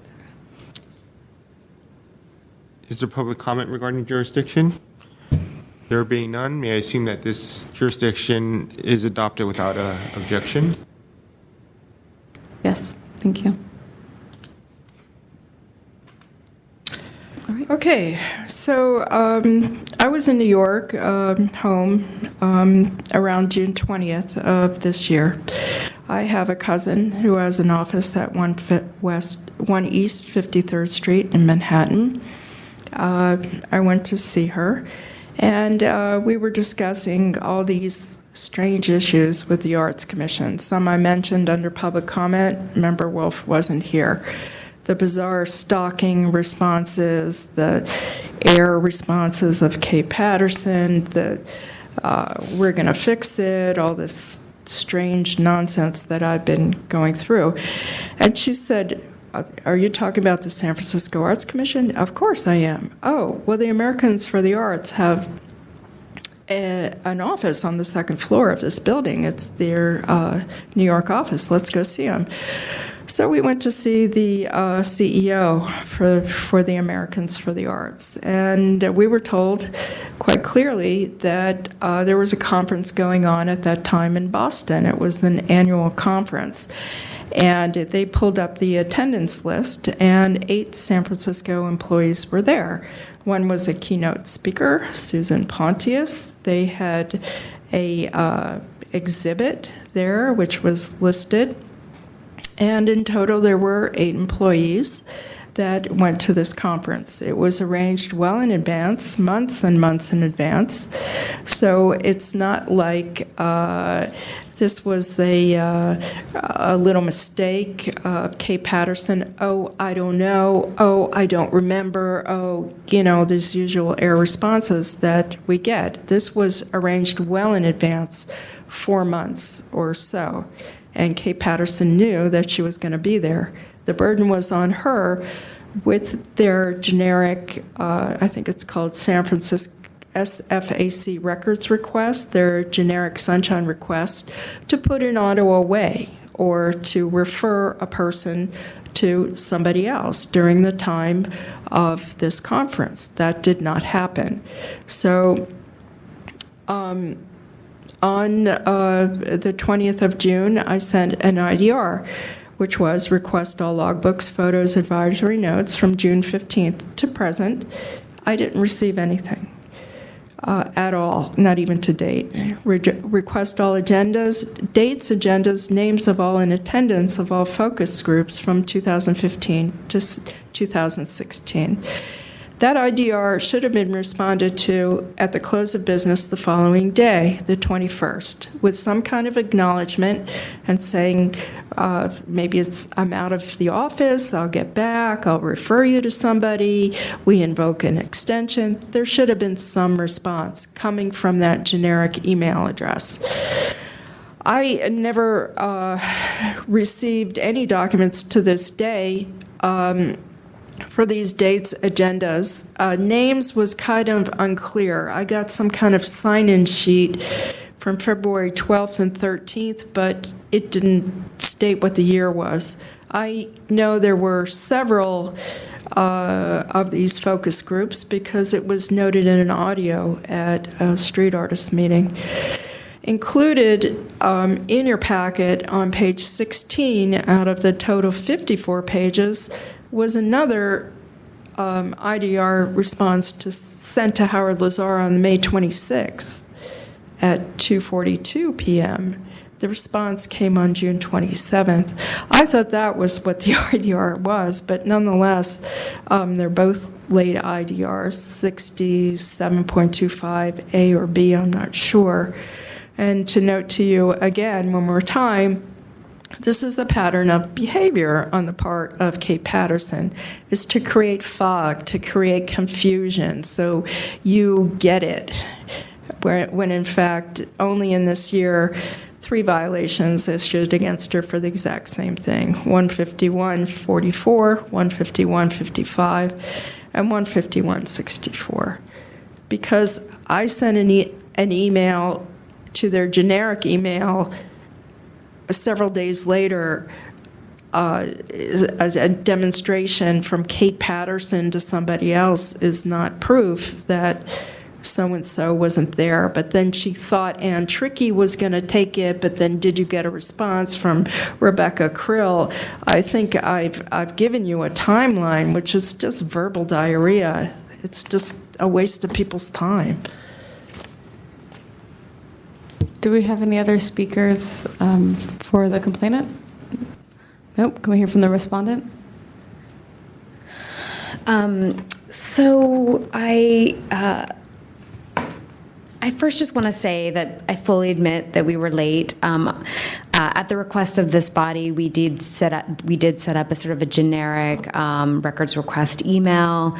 It goes directly to my inbox, and I had thought that since I was out of the office that those who emailed that email would get an automatic response. And the issue with Outlook and this is citywide, is that the city doesn't retain a record of automatic responses because it would just crash the server because there'd be so many. So there was no way for me to verify whether or not she had received a notice informing the public of that I was out of that office for that time period. It was sent to that particular email. And so the way we verify it, because she asked, she asked this on numerous occasions, is, I ask a coworker who maybe emailed me while I was away, who has a record showing that I had an out of office. So that's how we demonstrate that to her, because again, Outlook doesn't retain a record of out of office responses. So in this case, I had arranged to have my colleague Ann Trickey also receive directly into her inbox the emails that went to that request. The emails that went to that email address while I was away. But what happened is that I wasn't aware that she was going on vacation and that there was a day that we wouldn't have coverage, which is the day that Mr. Boo sent the email. So unfortunately, she wasn't responded to within the time frame. So I fully admit that we were late, and we'll continue to fine-tune the system. We now have a third backup person in the event that both Anne and myself are out, who can address those immediate disclosure requests. But as you can see, I was very responsive when I returned. I followed up with her to see if her request had been responded to, and when she said that it had not, then I took immediate steps to respond with the complete records that we had. So I think that in the packet it shows that correspondence, and I think that we did respond fully to her request ultimately, albeit late. That's a whole Twilight Zone thing. Okay, so the original request. wait a we didn't minute. ask you No. to come back to speak. What's that? It's not your turn to speak. Okay. Do any of the members have any questions or thoughts at this point? So I'm just looking through what happened. So if I understand correctly, there is a specific email that public records requests go to, and that email address forwards to Ms. Patterson's email account, and then Ms. Patterson was out of town and sent her email account to an away message, and then when a records request was sent, then Ms. Trudeau did not get the out of the way thing. And I have a feeling that that's probably because the public records request email account probably has an away message sitting. It's probably just sitting in that, because it's like 1 to 1 to 1. And then when Ms. Patterson's bounces back. It doesn't go all the way back to the first party. So that seems to me, I mean, that's what I'm guessing was happened, is just that the away message just never went. So never arrived to the original sender. So. Member Wolf? So on page 350 is the actual automatic reply.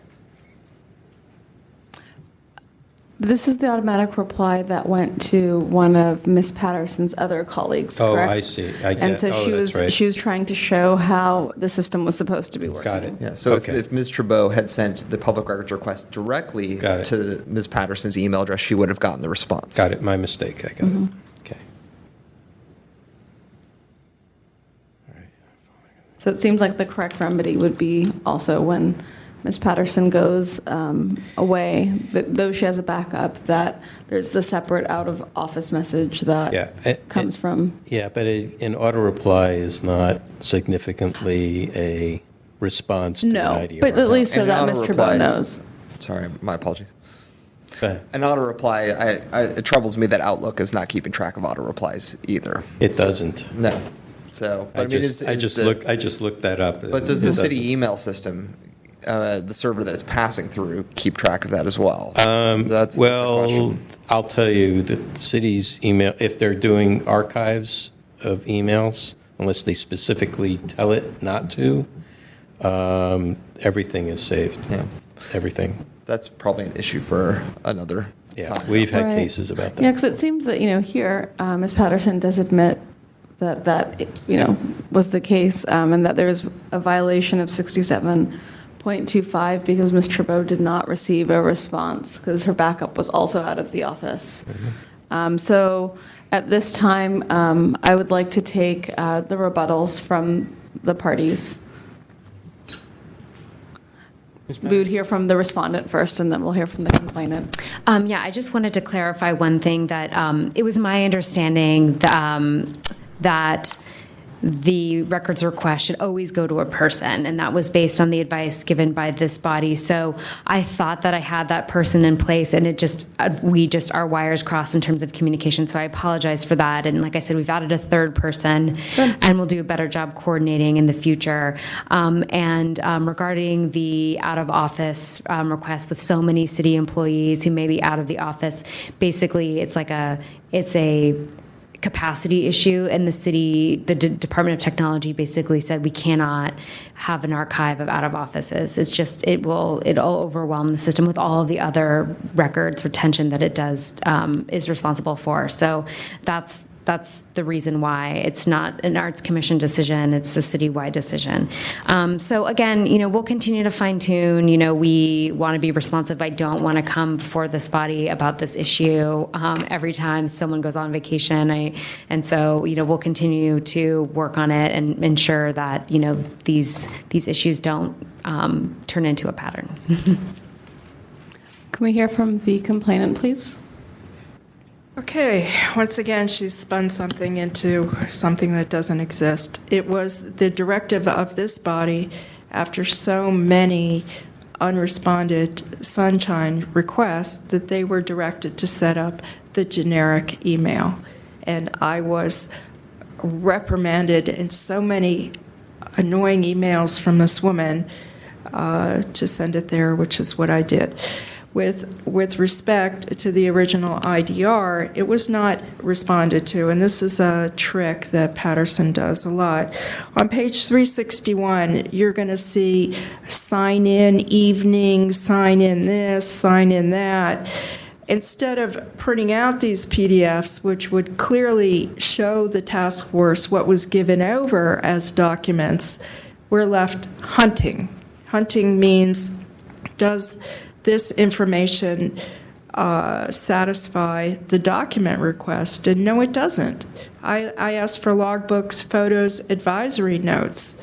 It's not there on page 361 and never came any time after that.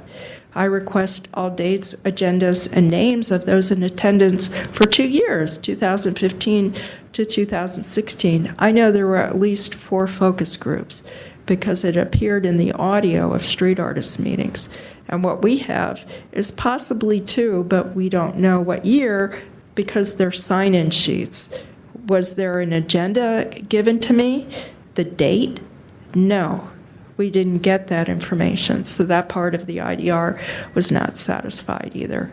So I would move for a violation of the document request not being satisfied, for the late response, and the spin that she always puts on everything, and also the late IDR that somehow mistakenly got put in there.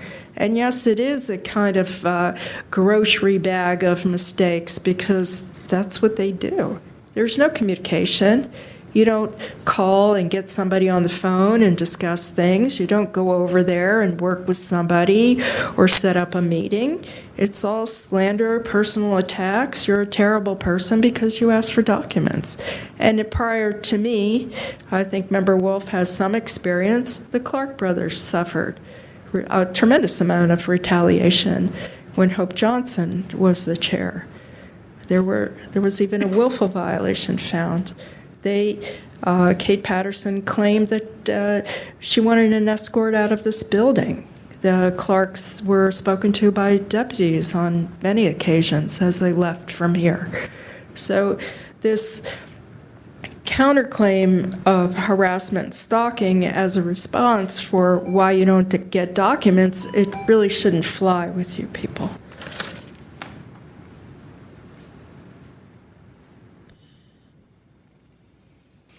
Do we have any public comment on this item? Would you like to make your motion? Oh, sorry. first? I move to find a violation of 6725.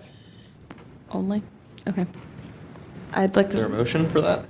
Just made the motion. Oh, and Mr. Keyword, I will second motion. Do we have any public comment on the motion? No? Seeing none, can we call the roll? On the motion to find a violation 67.25 and refer that to the full task force for review, Member Wolf. Aye. Wolf, aye. Member Moss. Aye. Moss, aye. Chair Tesfa. Aye. Tesfa, aye. The motion passes.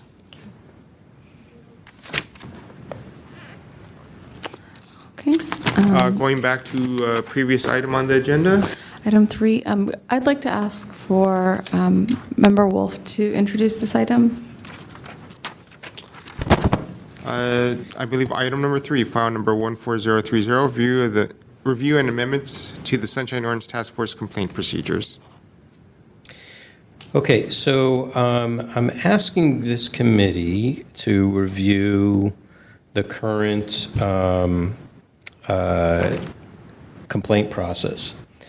And I've mentioned this at the task force meeting, the last task force meeting. My concern is that having just 3 people on a committee adjudicating the entire case and then submitting that to the full task force for recommendation, in my observation, having attended and listening to past audio tapes, is that most of the time the task force has just accepted almost blindly the recommendation of the committee without any interest in any other parts about the case, where there could have been other points, either correct or incorrect, that one or the other committees hearing complaints might have overlooked or what have you. And I'm not sure, I didn't quite hear from many of the complainants or the respondents at the task force level of whether, I didn't listen to the committee level, but I was listening to the task force level as to whether anybody really objected to it or not. Pretty much everybody, people either showed up or didn't show up or what have you. I think that's an injustice, because we are appointed 11 members on a body to do the final adjudication and present the order. And I think that the case should be heard in its entirety by the full en banc. Okay? And I think the purpose of this committee is to first find out whether this is applicable to the Sunshine Ordinance, so hence jurisdiction. And second, to hear the merits of the case, and because, I mean, frankly, if you look at a lot of the initial complaint forms, when you read that, it's not quite clear. And so then a lot of records come, and then you have whoever the legal counsel is of the era has to figure it all out on top of the administrator who's also trying to provide support for all of that. Even then, it may not be clear as to what the complainant, because they're not talking to the complainant. So we have to wait until we hear from the complainant. So these, documents that we receive before the hearing are really purely advisory. They're consultations, and so so we really need to kind of hear that out. So the complaint committee is a good place here at the complaint committee to hear those things out and make sure that everybody's in agreement, that we're all understanding what the same thing is. Now, we did find out, in one of the cases we just heard, that what was being explained and what was being the target or the focus was not really applicable to the violation that was being cited. And so that's the purpose here. And so that way, when it goes to the task force doesn't have to sit around and figure that out. They don't have to be confused by it. We can just say to them, here's the case. This is what it's about. Okay, if they have any questions, and that's the presentation, and the hearing would commence. And so they have the advice, at least from us. And then this committee just, moves it right along. Did we essentially do that today? I was wondering specifically in the first case where Member Moss and I spent a lot of time going through the record and trying to cobble together what we had and all the 11 parts. Would we have done something different from the action that we took? Would we have not made a recommendation? Or because it seems like your concern is that the full task force here's the recommendation and just adopts it. So are you saying that we shouldn't give a recommendation, or maybe elaborate on that? Yeah, Just to so see, what would we have done differently what today? I think under this new- would be new for, I think what you did was correct. Okay, because that was a very kind of complicated, complex kind of item. But the idea is to really narrow down exactly what the issues are. So that way, when the full task force hears it, they don't have to do the same thing, okay? So I think that that's really important. The idea here is just to get those points clear and not necessarily fully adjudicated. If it becomes painfully clear, this item that the complainant was asking for was completely unresponsive, okay? But the respondent thinks that they were responsive. Or the person that is showing up on behalf of the department, who is not part and parcel to the actual information either, doesn't know what the actual information, the document that's being requested is, as we saw in our first case. So I think clarifying that and getting that clear for the full task force, I think, is really important. But to fully adjudicate it, I don't think is necessary. I think if there are other key points that are applicable to the case as it's being heard that come up that may not have been expressed here, okay, then that's a different story. Or if there were new documents that came that, either prove or disprove a case, okay, there you have it. But once it's done here, there's no opportunity at the full task force, because the way that process has been running, it's kind of almost a rubber stamp. And that is bothersome to me, that I think it needs to kind of be the reverse. I mean, this committee and all the other committees that hear complaints are providing pure recommendations. And they're just recommendations. But the full task force should hear the case and use that recommendation as help. And I think that that's what's important. I think the purpose of this committee is really to ferret out the issues and make sure we're all hearing it correctly, so that we're not spending 3 hours on a case because we're misunderstanding things. I think in the last task force meeting, you weren't here, Chair, testify, but we had a case with the Department of the Elections, and there was a worker who was asking for specific information, and we got all tied up in the nomenclature. I mean, we didn't want an education, but we almost had to have it on this particular thing in order to understand what is she asking for, and did she get it right? And we could have avoided that had the complaints Right. committee kind of gotten Exactly. that. You Okay. can spend the time here to figure that out, and that way we can then move more cases, into the task force meetings and get through them quicker. Right.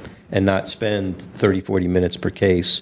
We can kind of really move it along. So what are the next steps on this item? Well, I think I wanted to have a discussion about it, and after making my presentation, if you find there are any, flaws or concerns or anything like that, I've talked extensively with our administrator Victor about it. He has some concerns about it. I've spoken to former task force members when they created this, and some of the current members that are continuing. Part of it was started back in 2012 when there was a 6-month hiatus. There was a huge backlog, Right. and they needed to quickly move the backlog up, so they adjusted the bylaws to allow for every committee to be a complaint, to hear complaints, and then they kind of moved everything right along. But by the same token, I've heard from members of the public, they feel like they didn't get the benefit of the full task force, all eyes, all ears on their case. And while many of those cases did find in violation, which I guess they were satisfied with, the question is was real justice done, by the appropriate body that's supposed to ultimately actually be hearing the case. And so that's my sense. That is my sense of it. It's more of an internal issue, an internal operative issue, than it is whether the task force in toto had done its job or not. I would like to hear public comment on this item after Member Moss, if he has anything to say. Sure. So would this result in people who filing complaints having to go through the whole, essentially a trial twice? And the first time they come in and they, make time to come in and they do their 5-minute presentation, then they do their rebuttal, and then having to do it all over again in front of the full committee? No, my suggestion, and also discussing this with others, was to kind of flip it around. So the full hearing process would be at the task force. But here, you would just hear from the complainant and the respondent. The idea, it's kind of like almost an informal meeting to say, what is it that you're presenting? And then ask the respondent, is this what happened? Which is not what we did today, but have it serve more like a pre-hearing conference and things like that. But a complainant would have to come twice. They wouldn't have to if they didn't want to come to the complaint committee. They didn't have to. Okay. The official hearing process. That right now you have it so that they have to show up here, and that they don't have to show up at the full task force. Okay, and that's the way that goes. Okay, I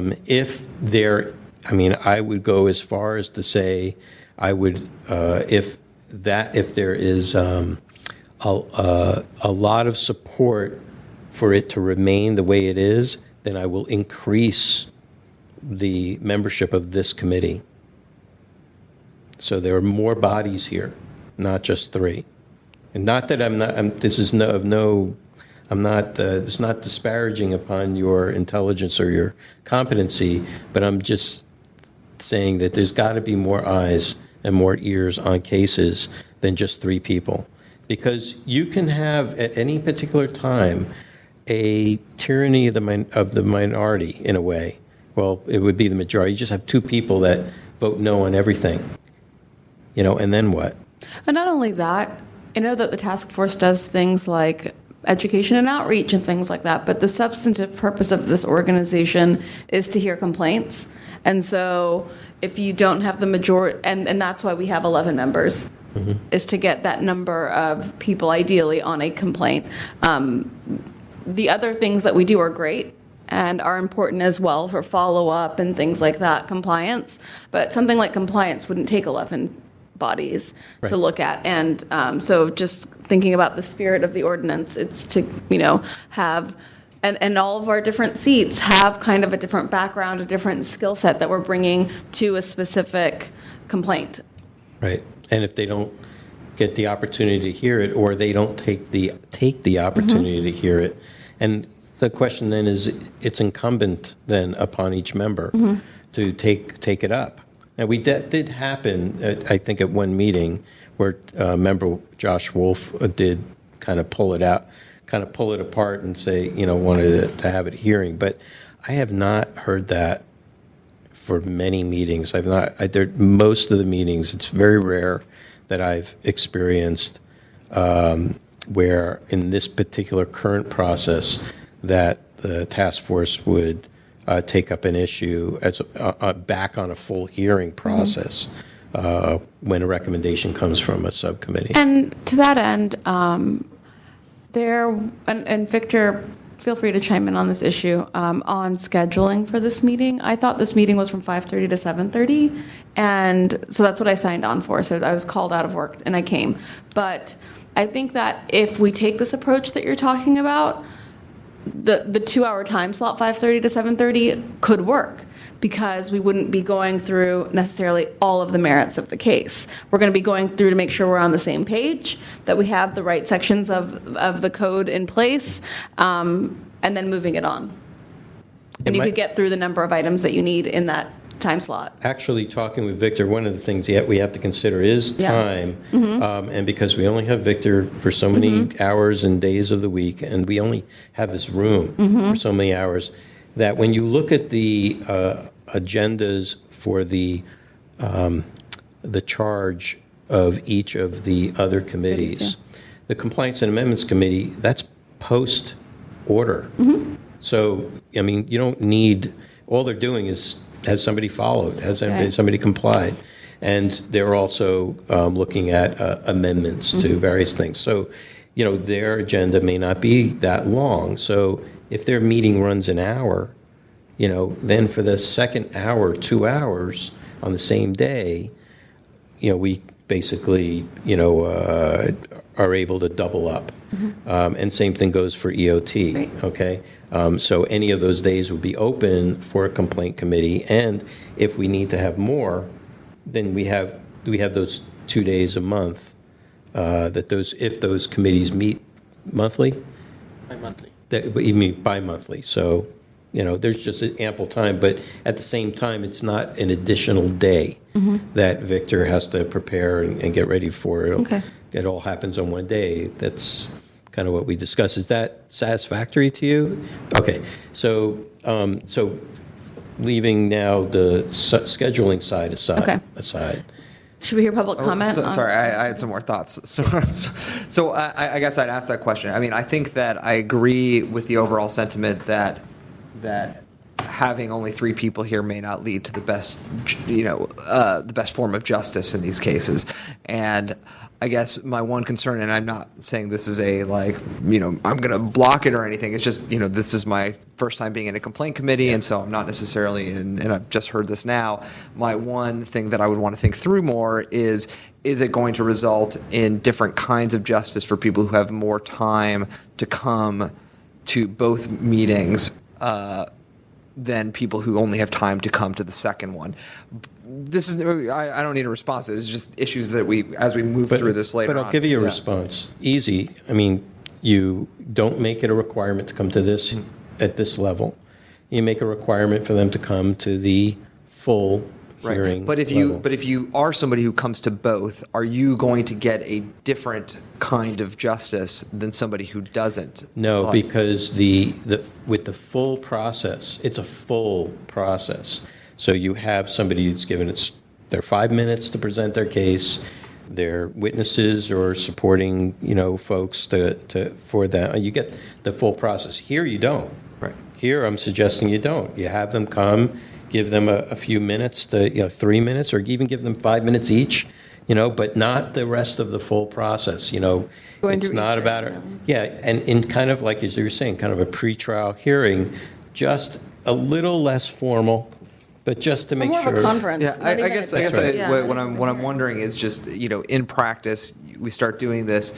Do people who notice who don't come to complaints committee and only go to the task force find that they have a different experience than people who've come in here, polished their message, run it through people? When the ruling is made or the decision is made, everybody who is in complaints committee has a much better understanding of the issues than the people who couldn't come and explain it to them.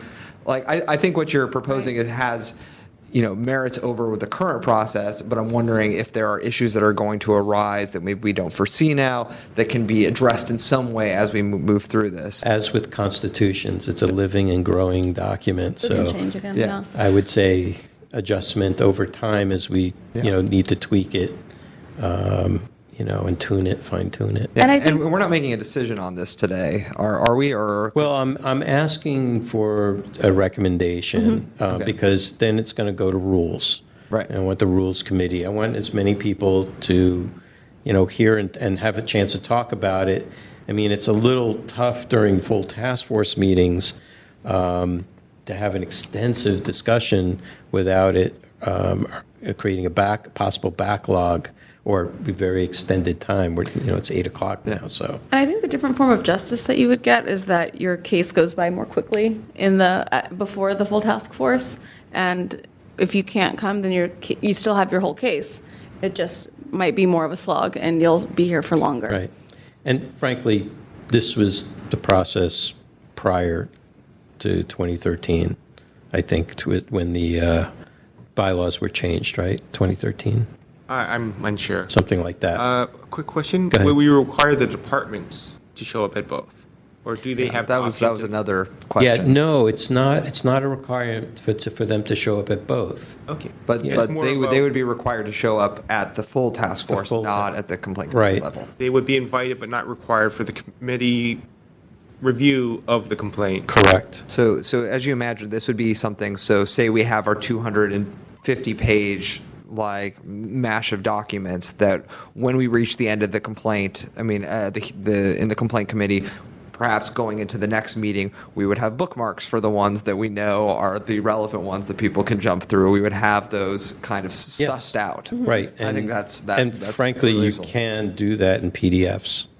You can create bookmarks and Yeah, I've run it through Document Cloud on mine, so Yeah. I can split up all the sections. Sure. Yeah. Right, and and part of it is really helpful because for me, having to file, I try to file and scan through a lot of documents, and when you're reading through threads of emails that repeat and repeat and repeat and repeat, it makes it very difficult. And I would almost say, you know what, can we just cut off the repetition? But you can't really do that because it's part of the record. So if there were able to be bookmarked or paper clipped, so to speak, as a grouping, it makes it a lot easier to find. I agree with that. So let me ask you, you have a complaint committee, we have an item where we're talking about a complaint. What, at the end of the complaint, would the committee be doing? Do the same thing. It would make a recommendation, and it would have knowledge of the case. So then it could be presented to the task force in a couple of different ways. It could be the way it is, you just call them one at a time, or you basically have an agenda item that says complaint committee, and the complaint committee, brings them all through it, and the chair would be the one making the presentation, saying this was a case on so-and-so. The chair of the complaints committee. The chair of the complaints committee. So there would be a recommendation at the end of Yes. a violation of find this, but it would still have a full hearing. Yes, full hearing, but the presentation would be made by the complaint committee first.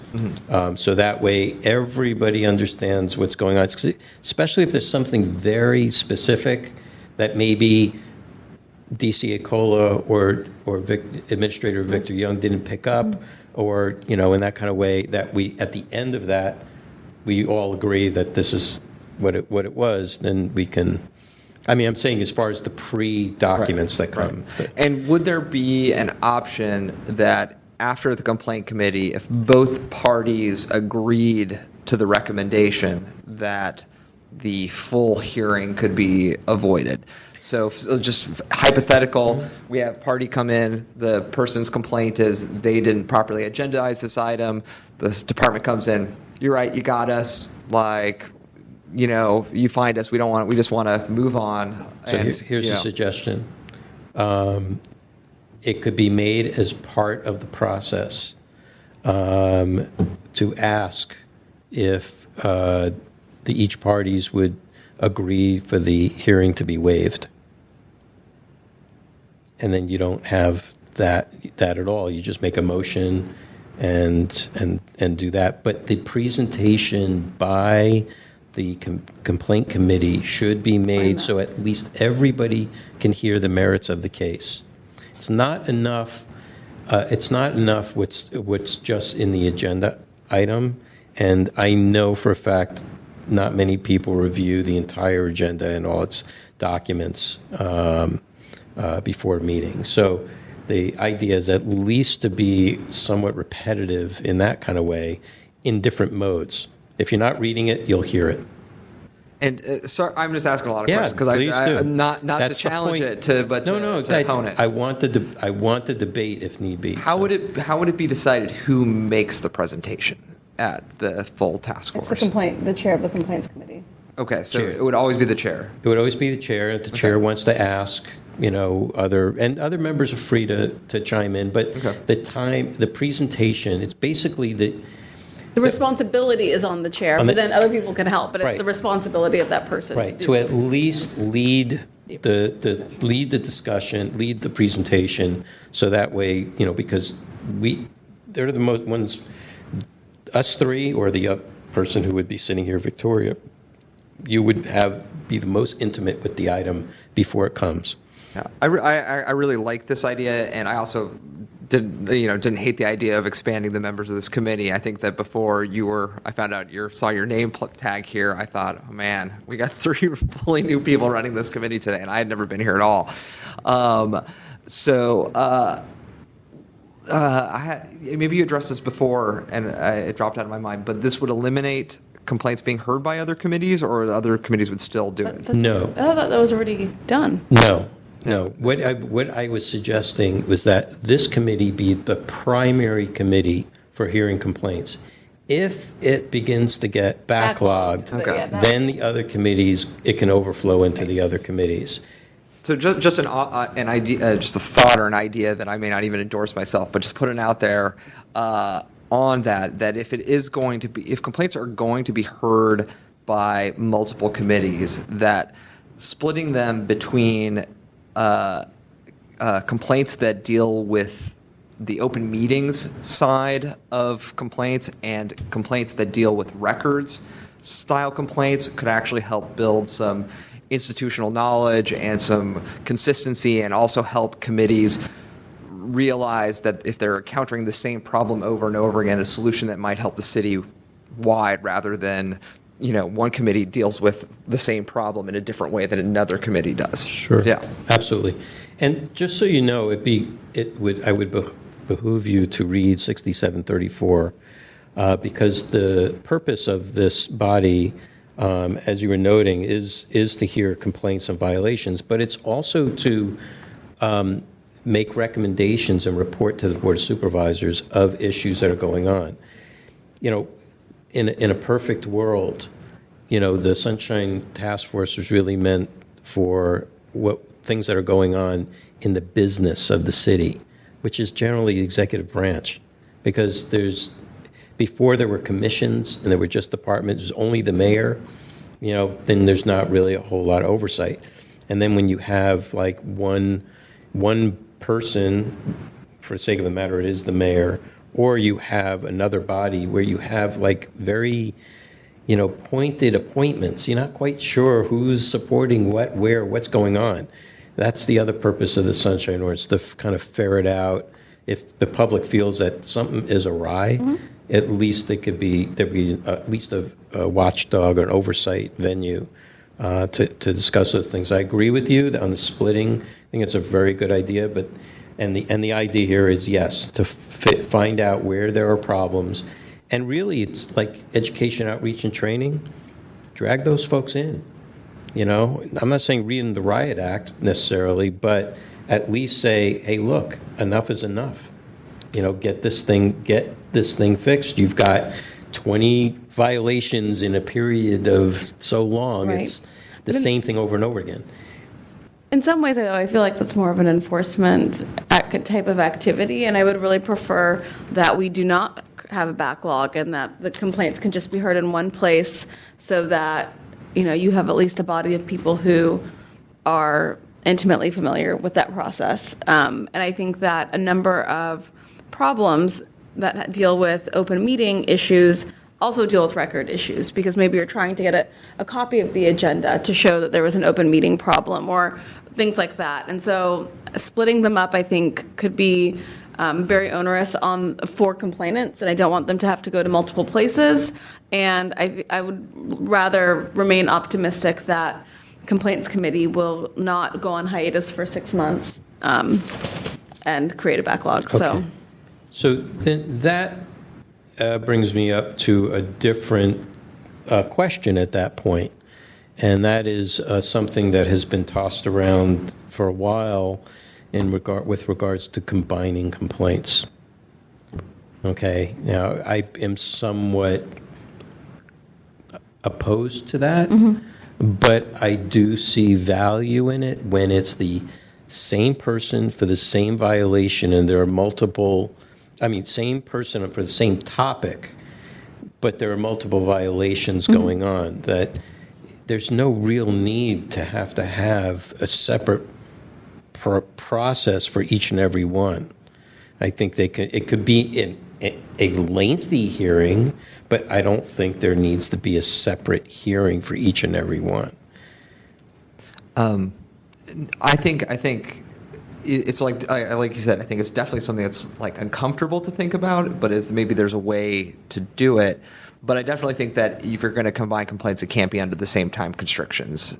Like, it needs to be enough time tacked on to address each individual item, not necessarily to make the legal argument for each one, but actually to deal with the facts of each one, because sometimes there might be particularities, even though it is the same issue overall. Are we talking, and we can do both, but combining complaints on the motion of the complainant? Because I could see some complainants wanting to do that, be able to deal with the same issue over and over in one go. Or are we talking on the motion of the complaint committee, for example? Well, I'm putting it out there. Okay. I'm not prescribing anything, because it is a touchy situation. Some people feel that if there are multiple complaints, multiple violations, each violation, their concern is people want to have their time for presentation. So if they had to present, 5 violations in 5 minutes, it doesn't work. So how do you then adjust the process to make it work for them, versus then having to have a hearing so they have their 5 minutes for each one? But then it can become so lengthy for each process. You end up, if you could shave 10 minutes off of each hearing, that would be for multiple violations for the same person on the same focus, same topic item. Okay, that to me makes a lot more sense, and it's not just for expediency, but it's for due process. I mean, who wants to be here forever like that? Right. And whether does the actual extra time, does it actually help the case or not? Is it needed? I mean, you're not just shedding that time, though, and another thing to consider is that for each one of those, we can anticipate 3 or 4 people taking up their public comment, and so simply on if you're reducing 3 items to 1, that is ultimately 20 minutes right there of just public comment, which may not be a good thing to, maybe, there are people who would object to that. And I think that when we go to public comment on this, we'll have some thoughts that might help us inform us. But I do think that if we were to do that, I would feel better about it if people got their individual time during complaint committee and it couldn't be combined prior to going to complaint committee. I think that... Right, after the complaint committee. And then we could even make a recommendation to the complainant. You have the option to have this, your multiple complaints combined. And letting them know that they have that option. And then it could be on their own motion that they want it to be combined as well. Would it make sense to set a series of check boxes that have to occur in order for a complaint to be combined? Like, for example, it must be for each of these complaints, the recommendation from the committee must be the same violation for each one. So you don't combine 3 items that are similar, but one of them is doing 2 different sections and one's doing one section and one's doing another. And rather than saying, well, in order for it to be, it has to be, all these have to be, the same similar issue of a violation of not putting the task force address on an agenda. And we have 5 of those, and that is the only issue of these 5, and we'll combine those 5. But that's a different kind of case. Those are 3 different instances, 3 different foci. Right. Okay?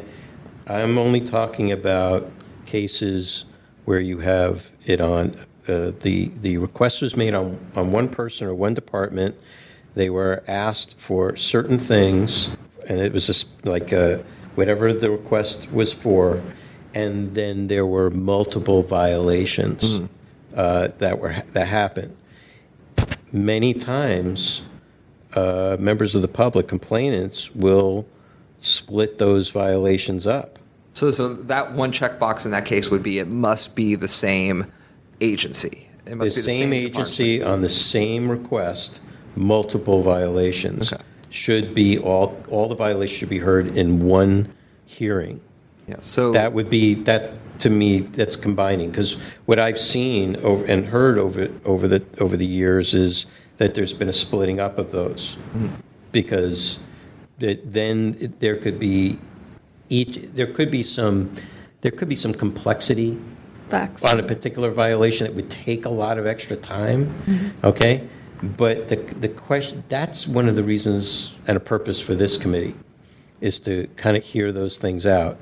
And I think it could be through conference with the complainant and respondent, whether maybe there could be some agreement, in this way, make a motion to do that or whatever, just to do that. The other way to do it is reformat the form and have a line with it, for if there are multiple violations, to list all the different violations on the form, okay? Because sometimes people don't send a cover letter. They'll just fill out the form, and that's all Victor has to go on. And, and they have some other documents that come with it, and that makes it way onerous on the administrator to have to try to figure it out, and the DCA, whoever the legal counsel is, to try and ferret out the issues then too. So then you all got to wait to come to the complaint committee to figure it all out, take it apart, put it back together again. So I want it, and I'm concerned, and that's the other thing, people sometimes, all they know is that I asked for something, I didn't get it. I don't know if it's a violation or not. That's for you to figure it out, and so now we have to figure out, all right, what code is this violating? Is this something more than it really is? That kind of thing. So we've had those things before. I'd like to take public comment on this item. Do we have anyone at this time? Do we? Do I have to identify myself? Record, please. Yes, Ray Hartz, Director, San Francisco Open Government. I'm going to give you a couple of, a little bit of input. One, Peter Warfield was supposed to be here tonight, and his concern was the idea of, I got a speeding ticket, and now I can speed for the rest of my life and never get another speeding ticket because you've already given me one. And he was kind of afraid that if someone was a violator, in other words, someone just simply broke the law, they were found in violation, they broke the law again, they say, well, it's the same complaint. Well, it isn't. It's another violation, and it deserves a separate hearing. Because if somebody does break the law and does it multiple times, they're obviously, it's not like you can murder one person and get 3 for 1. So there's that. Now, as far as the combining of cases, I think you all may be familiar with what happened to me. I had 4 separate cases, and I had very carefully parsed them out because they were a complaint, a violation of a separate section of the ordinance against a particular person. Now, it all happened as a series of events, but it was one person did this, then the next person did this, then the next person did this, then the next person did this. And each was a violation in and of itself by a separate person of a different section of the ordinance. So that's what I had prepared for. And then right before we started, it was like, oh, we're going to combine these because it was a series of events. And I said, well, I'd like a continuance so I can rejigger my presentation. And I was denied that. And so I then had to go through this Durman Strong, which was horrible. So combining complaints is not a problem. Now, I have another case that is coming up, so I won't go into what it is, but I have been filing a complaint each week relating to the same matter against the same person, but it was because on each case they did the same thing again. And those are going to come up. So combining a case like that probably wouldn't be an issue. I was going to say something else about what you were talking about earlier. Oh, what you did earlier this evening, I think, was pretty much on target as far as the very first case, although I would offer a little bit of input. One is I probably would have simply said to the respondent, she's asked for document 1, identify for me which document you're saying is the response to that. Let them do the work. And if they say, I don't know, or whatever, you say, okay, can't respond. And just go down the list. And don't do the work for them. Don't sit there going through the papers. Can I? I think we got the idea. Thank you, though. Oh, but can I have a little bit more I'd like to, if it's okay, since I'm the only member of the public. And I think the recommendation to the full task force, well, first I'd like to say I think going before the full task force is something that most of us who have done this a lot want to do. Because I've unfortunately been in cases where I walked in, there was a 3-member task force, and I knew one of the members was hostile to either me or my objective. So you start out with a kind of, okay, now I've got to get the 2 people that I know might go along with it and get them to okay the recommendation. So I normally skip the pre-hearing and go right to the full task force. The recommendation to the full task force would probably fall to me into 2 separate categories. One would be things which are pretty clear. They were late responding. So obviously, you'd put it forth and say the IDR went on this date, it was responded to in this date, and as far as we can see, that's a pretty clear violation. The rest of it, by that time, both the respondent and the complainant, as Member Moss said, would have a kind of a dry run to kind of straighten up their presentation. So basically, it would be a case of getting before the full task force and them saying, okay, when we were in the complaint committee, we took care of items 3, 5, and 9. Let's talk now about 1, 2, and the ones that weren't discussed. And that would cut down the amount of time the task force would have to spend. Plus, it would also put the respondents, and this is something I've always felt, the respondents are all well-paid, experienced people who, for the most part, are knowledgeable about sunshine, but sometimes walk in acting like they're dumber than a box of rocks. And unfortunately, what I'm saying is it's their responsibility to reply in accordance to the law, not the complainant's job to prove that they didn't. And so when they've had the pre-hearing, if they walk in to the full task force and they're still going, I don't know which document is which, the task force can simply say, well, you sent an unprepared person to the hearing, and end of story. So it really is a kind of a combination, a balancing act, but I think that it is a good idea, the full task force hearing. It cuts out any chance that one person out of a 3-member panel could bear too much weight in making a determination. It would cut down on the amount of time because you would have the jurisdictional issue taken care of. You would have any clear issues such as a late response to an IDR pretty well laid out. And then the only issue would be resolving whatever hadn't been done in the complaint committee. And that would cut down on the amount of time that the full task force would have to spend en banc, as Member Wolf said. So thank you for the extra time. Thank you. So do you have a recommendation for us, Member Wolf? So, well, my recommendation is to, and this would be more of a recommendation for wherever this goes next, which will be the Rules Committee. Just to highlight what we think would work. I mean, since now Member Baranetsky is not here to comment on this, but at least from this committee, based upon what we've discussed, I would say just highlight the items that we think would be helpful to an adjustment of the complaint process. We could also try it out and then see how it works for a period of time as a trial, if people want to do that. And then the other suggestion was that if they wanted to remain the same, to increase the size of the complaint committee, at least by 2. So at least there's more eyes and ears on it. And that way, when it comes to the full task force, you'll at least have a majority.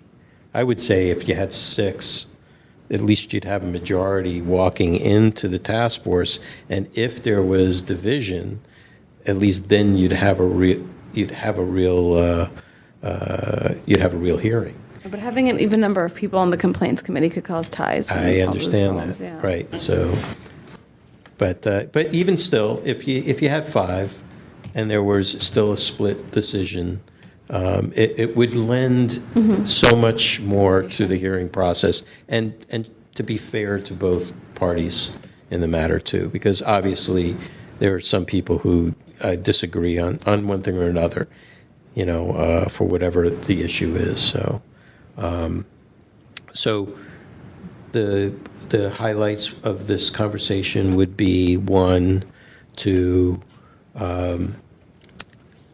have the complaint committee act more like a pretrial conference to provide clarity and agreement on the issues in the complaint.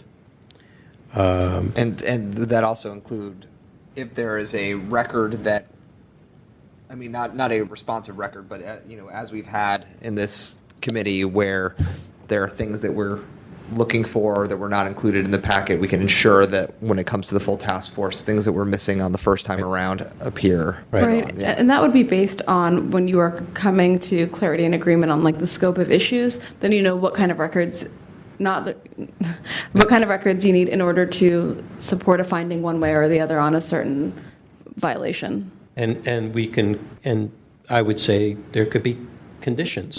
What happens if they don't come? That kind of thing. We do have a rule, there is bylaws, I think, that state that the documents should arrive 5 days before the full task force meeting if there are any supporting documents. You just can't walk into the meeting and say, well, here's a smoking gun kind of thing. At that point in past years, we've continued items because people will say, well, wait a minute, I need time. And I'm not going to sit here for 15 minutes, try to read it, and then try to figure out how this changed. Now this turns the case all upside down on its head, and you don't know what it's really all about. Both parties, I've seen both sides do that for varying intentions, good and bad. So, I think those things need more discussion to kind of figure out what that might be. A good place to have that, I think, would be at the Rules Committee to determine that, because it's kind of perfunctory. The second highlight would be on, to finish that up, so here would be the pre-conference, no requirement there. I'm not, I know you like. Go through it. What? I can go through the audio, and I can provide Okay. the draft to the chair for her review. Okay. And we can submit those to the Rules Okay. Committee. I just had one or two clarifying Yeah, questions. sure. Are we now going to send everything to complaint, or the recommendation is that everything should go to the Complaints Committee? First. At the current moment, the complainants have the option to request to go directly to the full task force. Would you still allow that?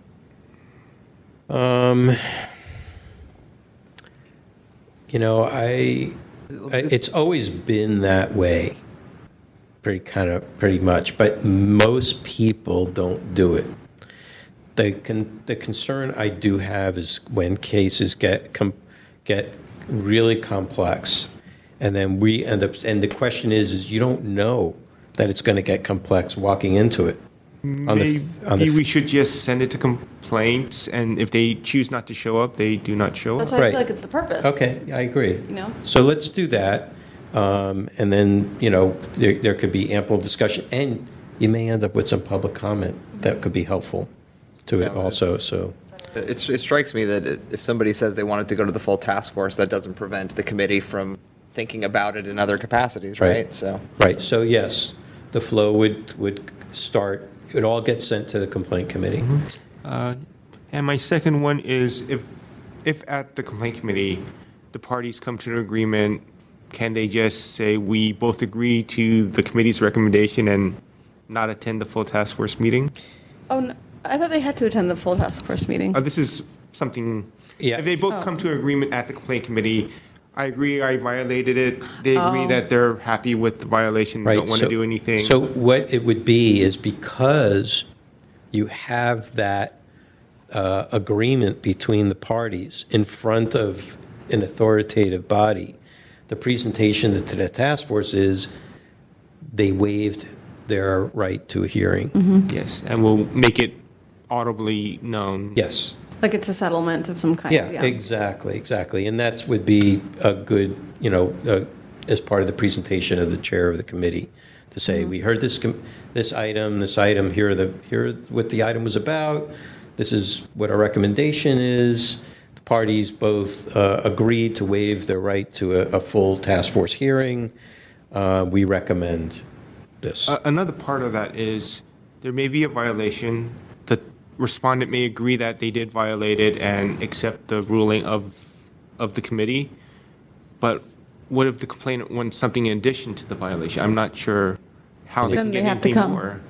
It can't be more than what the violation Yes. is. I mean, So that would allow That's- one party to agree. well, that's why I really resist, no matter what the testimony is from the complainant, if they bring up other tertiary items, even the respondent, they bring up other tertiary items, I'm only interested in what the complainant is complaining about.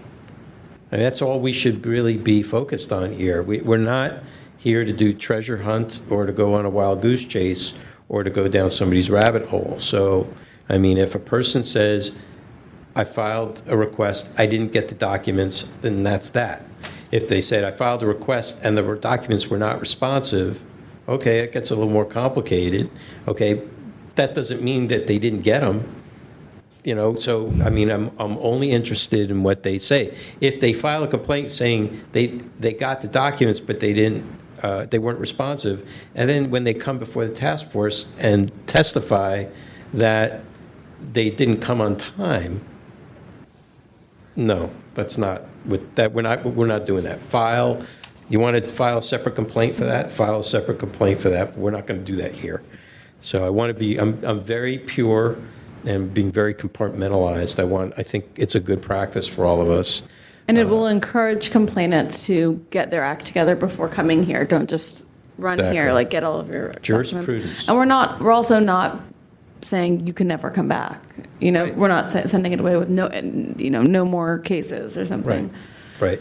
And I just want to, a last comment on what member of the public Hartz was mentioning on behalf of Mr. Warfield with regards to the speeding ticket analogy, okay? If a person, the same person over and over again, keeps violating, I am actually reviewing what to do about that.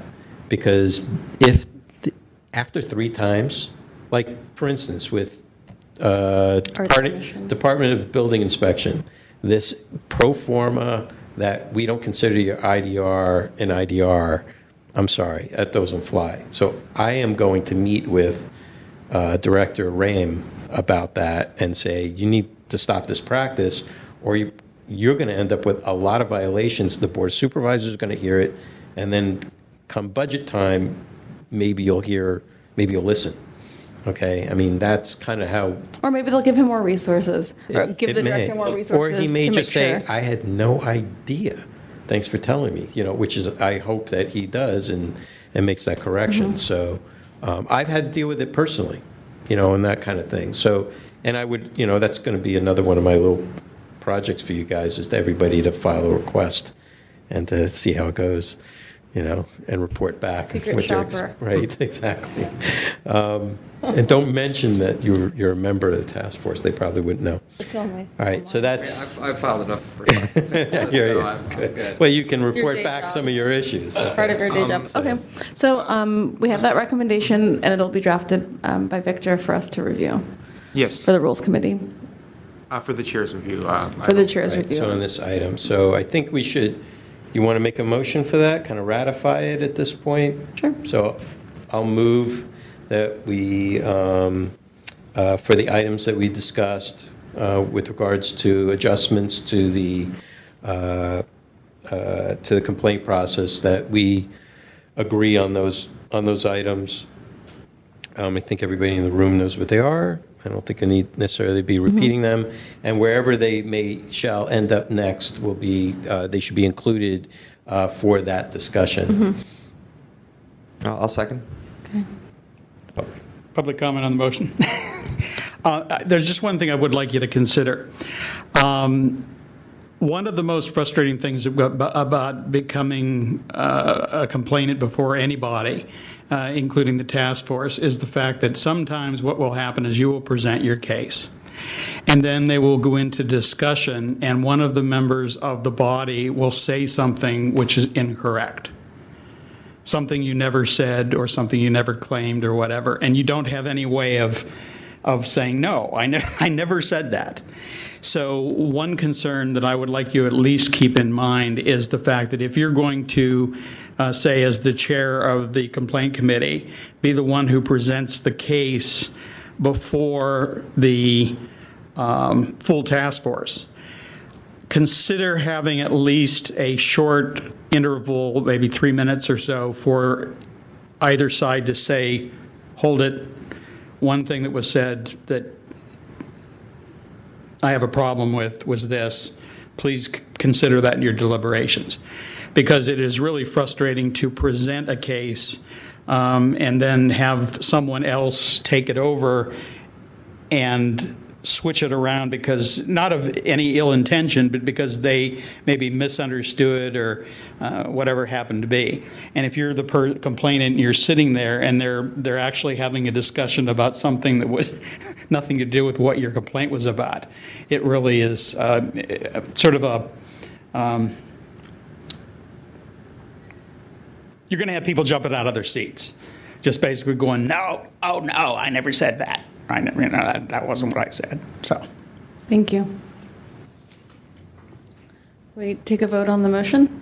Yeah, it doesn't need to be a roll call. Would you Seems like- like- Should it be, not be? What do you think? It's a motion. We can just adopt that if there are no objections. Sounds good. Okay. And I just want to mention one thing regarding scheduling for Yes. this. I believe that the Rules Committee, I have a tentative date of October the 18th. I'm trying to split it with the EOTC meeting, EOTC first and then Rules Committee. I'm going to, Okay. upon Yeah, yeah. review, I was going to do that. Yeah, it's fine. And then in terms of scheduling at the Complaint Committee, we are 1 week before the full task force. I don't believe there's any way that I can get it ready and write a recommendation or a review for 1 week later.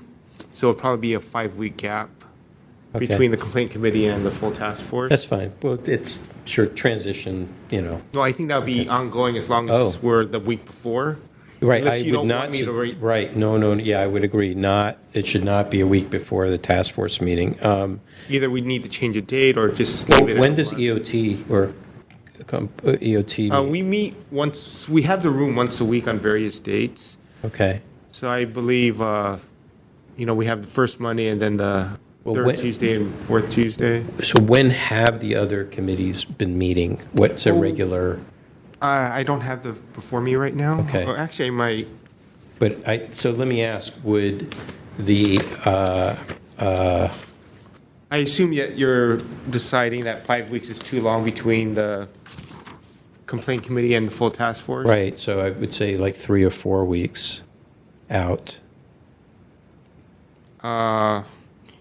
So we would probably want to have the complaint committee meet the week after the task force. Yeah, there's no requirement that the items that are heard I mean, it's only based upon more recollection and memory for you and the other members here. There's no requirement that what's heard at the complaint committee is what's being heard at the very next Yes. SOTF meeting. So the purpose of this meeting, actually, the other purpose is 6721 requires 45-day, it's actually at least 2 days, but no more than 45 days after a complaint has been filed, that it be deemed to be within jurisdiction.